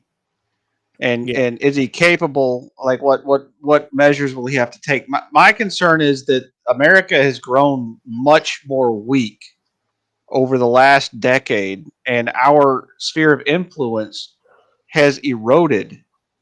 And I honestly don't know if us saying the war is over is actually going to end it, because there are many European nations who have been meeting already since Trump got elected, talking about going and fighting for Ukraine and supporting Ukraine independently of the United States, even if we back that's out. fine. Let them do that. That's totally cool. Well, yeah, I know, but yeah, that's great and all. But if it actually becomes a more regional conflict, it will draw us back in. And that's the sort of thing. No, I disagree. I disagree with Oh, that. I don't see how, if Germany decides to go fight for the Ukraine, or France, or who the fuck ever, and they decide to go do it, great. If they decide to bring NATO into it, and I think this is why Trump's NATO pick is so key. Well, first of all, that lady hates NATO. She doesn't trust them, and she believes they're a bunch of thieves, and she's right. And so there's no way NATO's going to do that, because what Trump will do is exactly what he did last time, and he will say, "Hey, you guys do whatever you want, but we're not writing the check. Don't look for our payment this month because it ain't going to be there." Yeah, This is the problem with the whole stack of cards they have piled up, is that Trump, the president, has always held the keys. That's the reason they hated Trump the first time, and they had to get him out, because he's the one that can say, no, we're not sending this money. We're not going to do it. And, and this, I agree. I do agree with you, Anson. I do agree that, and that, a lot of people have been beating their swords against their pots about how, if the U.S. backs out, well, we're going to stand with Ukraine. We believe in what Ukraine's doing. Well, great. Then let them do it. That's fine. That's their money. Let them do whatever the fuck they want. But I think the American people are tired of it. And let's just face facts. France doesn't have the money to fight a war. That they don't have the money to go to give Ukraine to go to war. Germany is fucking bankrupt as shit. Like they have less money than France does. It would bankrupt the entire EU to back Ukraine. Well, that there's also a whole lot of cultural things that have changed in Europe. They're not a monolith in each nation like they were, 50 or 60 years ago. And there's a lot more. Yeah. And it'll be hard for them to be cohesive and pull together for a war effort, absent the money problems. But that won't stop them from doing stupid things, because you can always rely on people to do dumb things. Well, I fully expect, and I actually, to be honest with you, Anson, I have to be honest here. I hope, not quite pray, but I hope that France, Germany, fucking Albania, UK, Italy, all of them, I hope they go all in to help to approach their populace who have already been housing Syrian, Somali, all of these different people that have invaded their countries, ruined their economies, ruined their business. That it's horrible conditions everywhere in Europe. I really do want their leadership to go to their people and say, nope, now we have to come together. We have to take more money from you, and we have to go fight Ukraine. And I want them to do it, because I really need Europe to implode so that we can conquer them and do it right this time. that ain't gonna happen. We barely got our. It's not gonna happen, but it needs to happen. We fucked up last time. We had them by the balls. We had military leadership. We were the guy, and then we're like, no, we're gonna walk away now. Oh, you know what? Don't worry about paying us back. No, dude, Anyway, I understand it's not going to happen, but I want it to happen. I want them to implode. I want them to throw their leader. I would love them. I would love to see that woman leader of Germany tossed out of her office and into a jail cell. I would love to see that. And it could happen. This could be.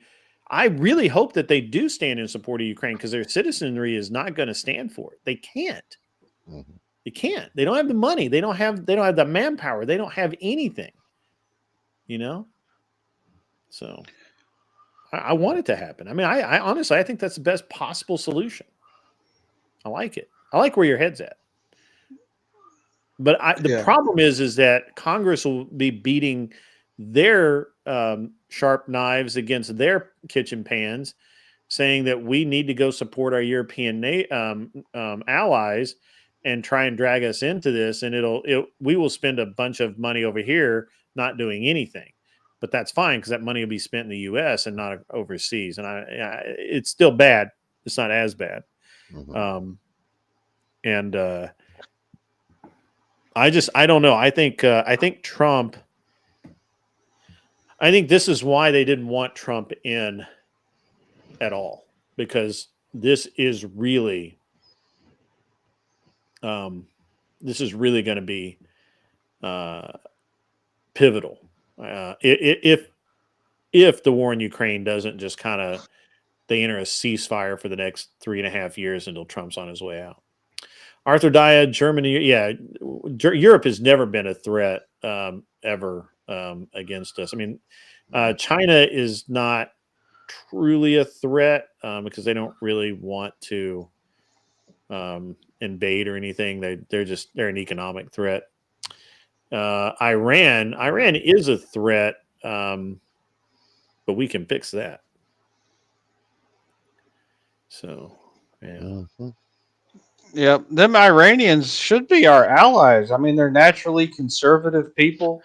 You know, they're good. All the Persians I've ever, man, it's their leadership. A good old 1970s or 1980s clandestine operation, and you fix the Iran problem.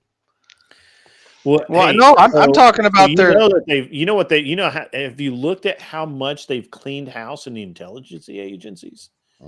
The intelligence agencies right now is stripped to the gills, and it's going to get worse before it gets better. But I think it's going to be better. I think this time next year, we could be wondering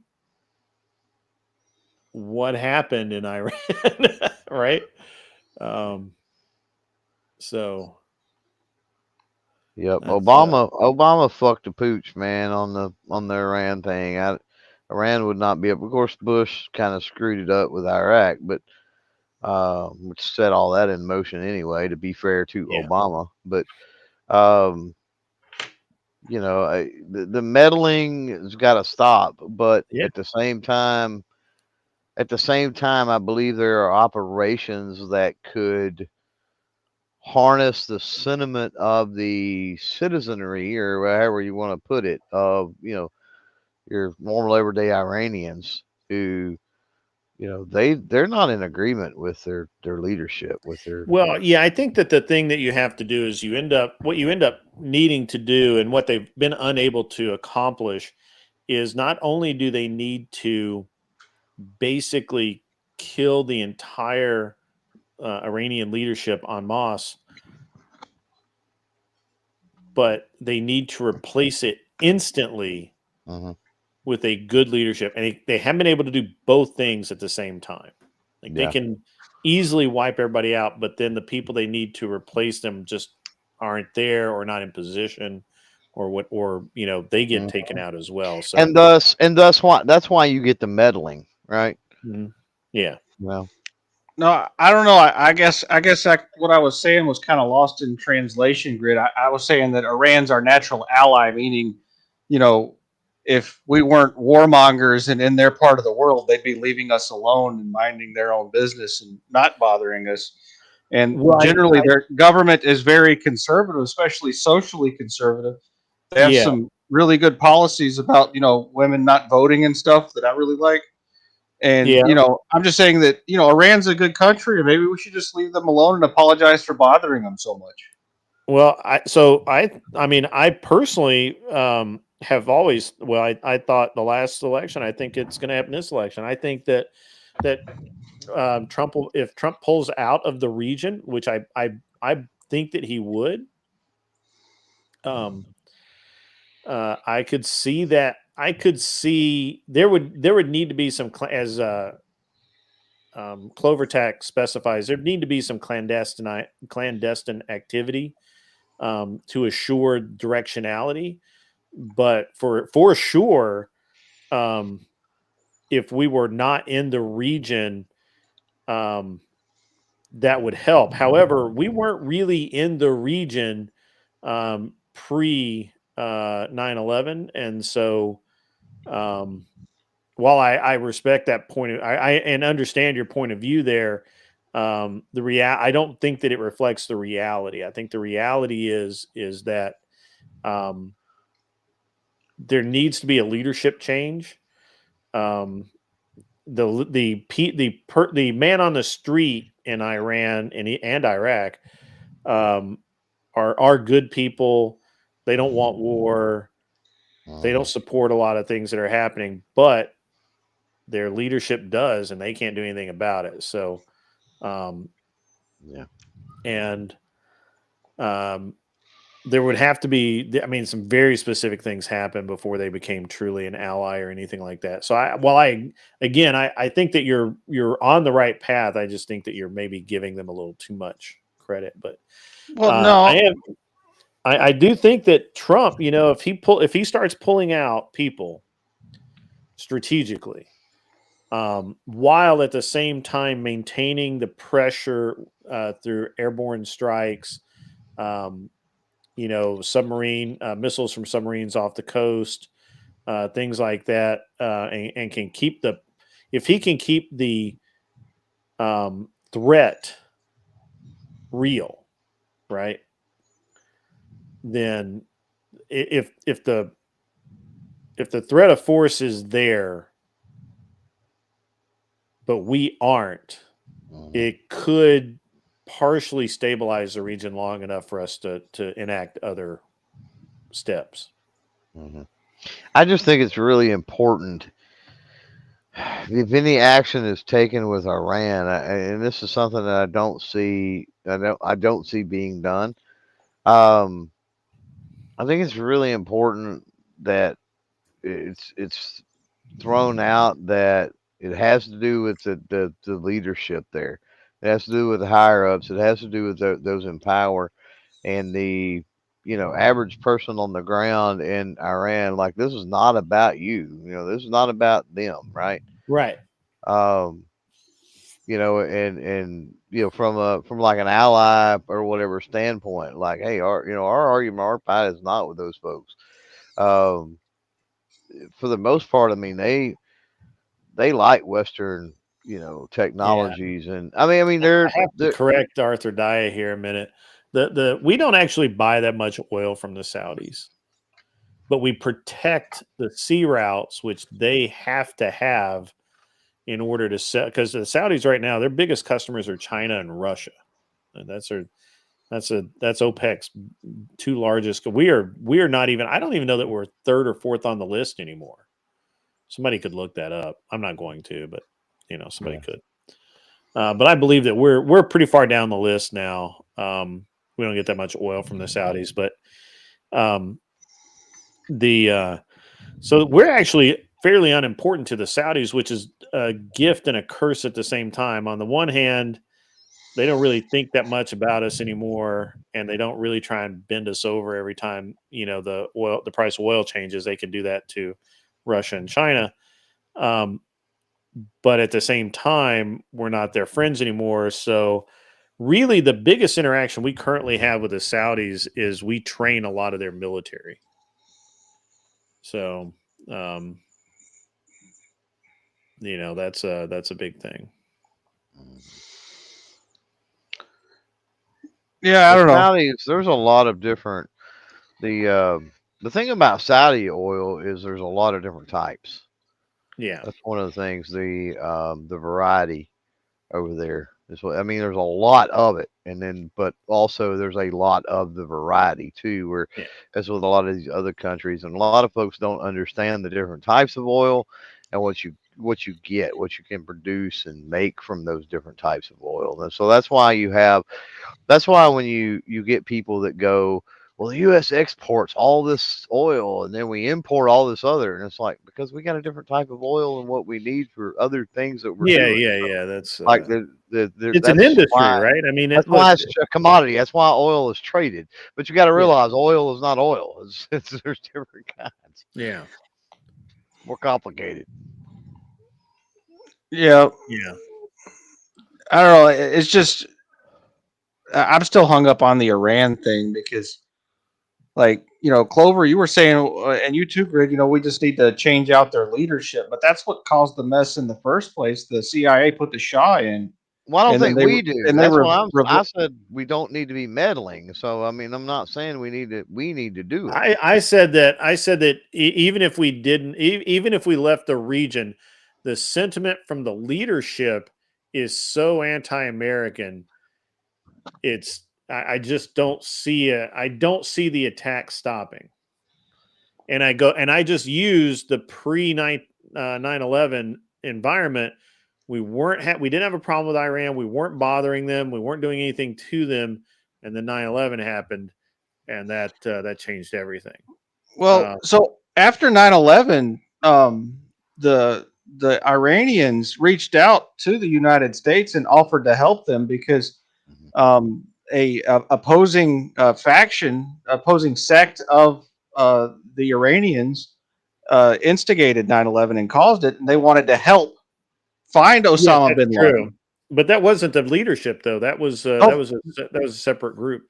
Yeah, so Iran wanted to be our friend, is what I'm saying. The At one problem point. with Iran is that, and this is why you and I can't have you and I can have a conversation, but it's a very nuanced conversation. The problem with Iran is you have one group in leadership, and then you have another group that leads, a dozen warlords. And then you have another group that leads 24 warlords. And they're all of these little almost states unto themselves that only kind of sort of work together. And that's why we had the Mujahideen helping us in one war and fighting us in the other. The same thing with the Kurds. The Kurds help us, and then they don't help us. So, it's, it's very, I mean, it's a very complex portion of the world, and they've been fighting for 10,000 years. They just aren't going to stop. The best that we can do is what we need to do is we need to, as near as I can tell, we need to change the leadership to where it's more moderate. We don't need to go all the way.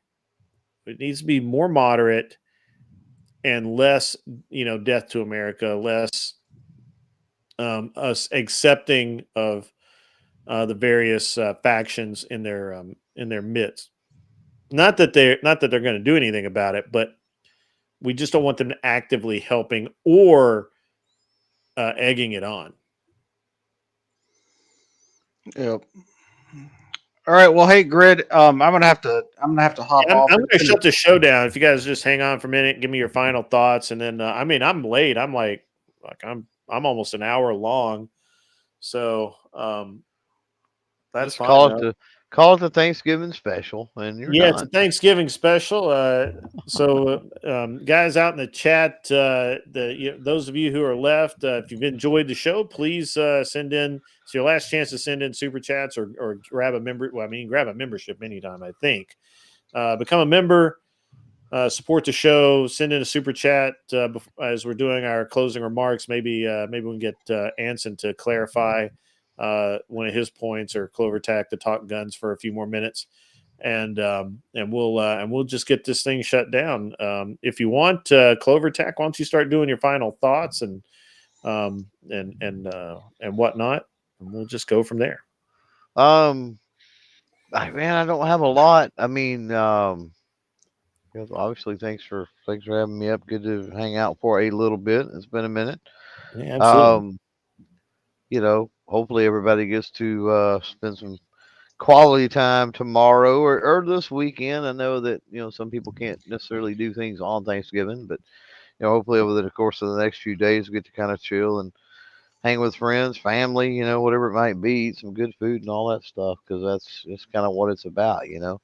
Slow down, unplug. I advise unplug for a little while. Take Thanksgiving, take the opportunity to get off of social media, turn the news channels off and the news radios off and all of that stuff, and just decompress and chill a little bit, and kind of appreciate what's around you and all that good stuff. So, man, I don't know. That's all I got. I've had something planned for a while. So if you're out there, keep an eye on the channel, especially the community tab. Okay. Members got a sneak peek just a little while ago. The channel members did, and actually the Discord members as well got a sneak peek a little while ago on what is going to drop Black Friday. But there's something kind of interesting that is going to drop that hopefully a lot of folks will enjoy. But that's it, man. That's all I got. All right. Thank you. I hope you have a pleasant day tomorrow. Hope you unplug and just get some relaxation in. Maybe have some good food. Yeah. Go ahead, Anson the Knowles. Yeah, so just so you know that when Grid says to get off his lawn, I'll be hanging out in the shed, so you can find me in Discord because I won't be on his lawn anymore. And I guess the only other thing is happy Thanksgiving, because it's Thanksgiving in 9 minutes, and y'all have a good night. It is Thanksgiving in just a few minutes. Yeah, guys. If you're not a part of the Discord, it is the Shed. It comes from a friend of mine, actually from Australia, who inherited some property from an uncle or something, and on it was a shed full of shit that they ended up selling, and that's exactly how they described it in their ad, because they're Australians and they're funny, and so it always stuck with me that I always needed a shed full of shit, and so that's what we got. We got a shed full of shit. And so go join the Discord, the Shed, and have fun. It's actually a really pretty good Discord. There's usually some conversation going on over there and something funny. It's been a great show, been a great night. Really, really not a bad end into the day. If you're already having, if you're about to have Thanksgiving because you're on the other side of the world, assuming you celebrate Thanksgiving there, but we will let you. If you're getting up early to cook like I am, have a great time. And guys, it's been great. Really appreciate everybody that come into the show. I've been looking for a little while now to see if there is somebody to send you guys to. I'm not seeing anybody up on my stream, so that's okay. But you guys can go. I don't know. Maybe somebody's on, or they're going. I think Glenn's going to be on in like a couple of hours. So go hang out in his chat and make fun of him while he's not there and can't do anything about it. And that's about it, guys. Have a great evening, morning, whatever it is, wherever you are. Enjoy the sound of Andrew Wilson laughing his balls off on whatever, while you be cool, wear glasses if you need them, and get off my lawn.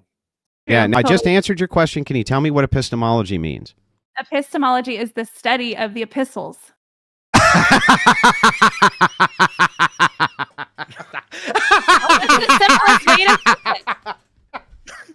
I mean, you can. I told me that a husband and wife is supposed to be the representation of God and the church. He said he's a husband. I asked him if he sees himself as the embodiment of God, and he said no.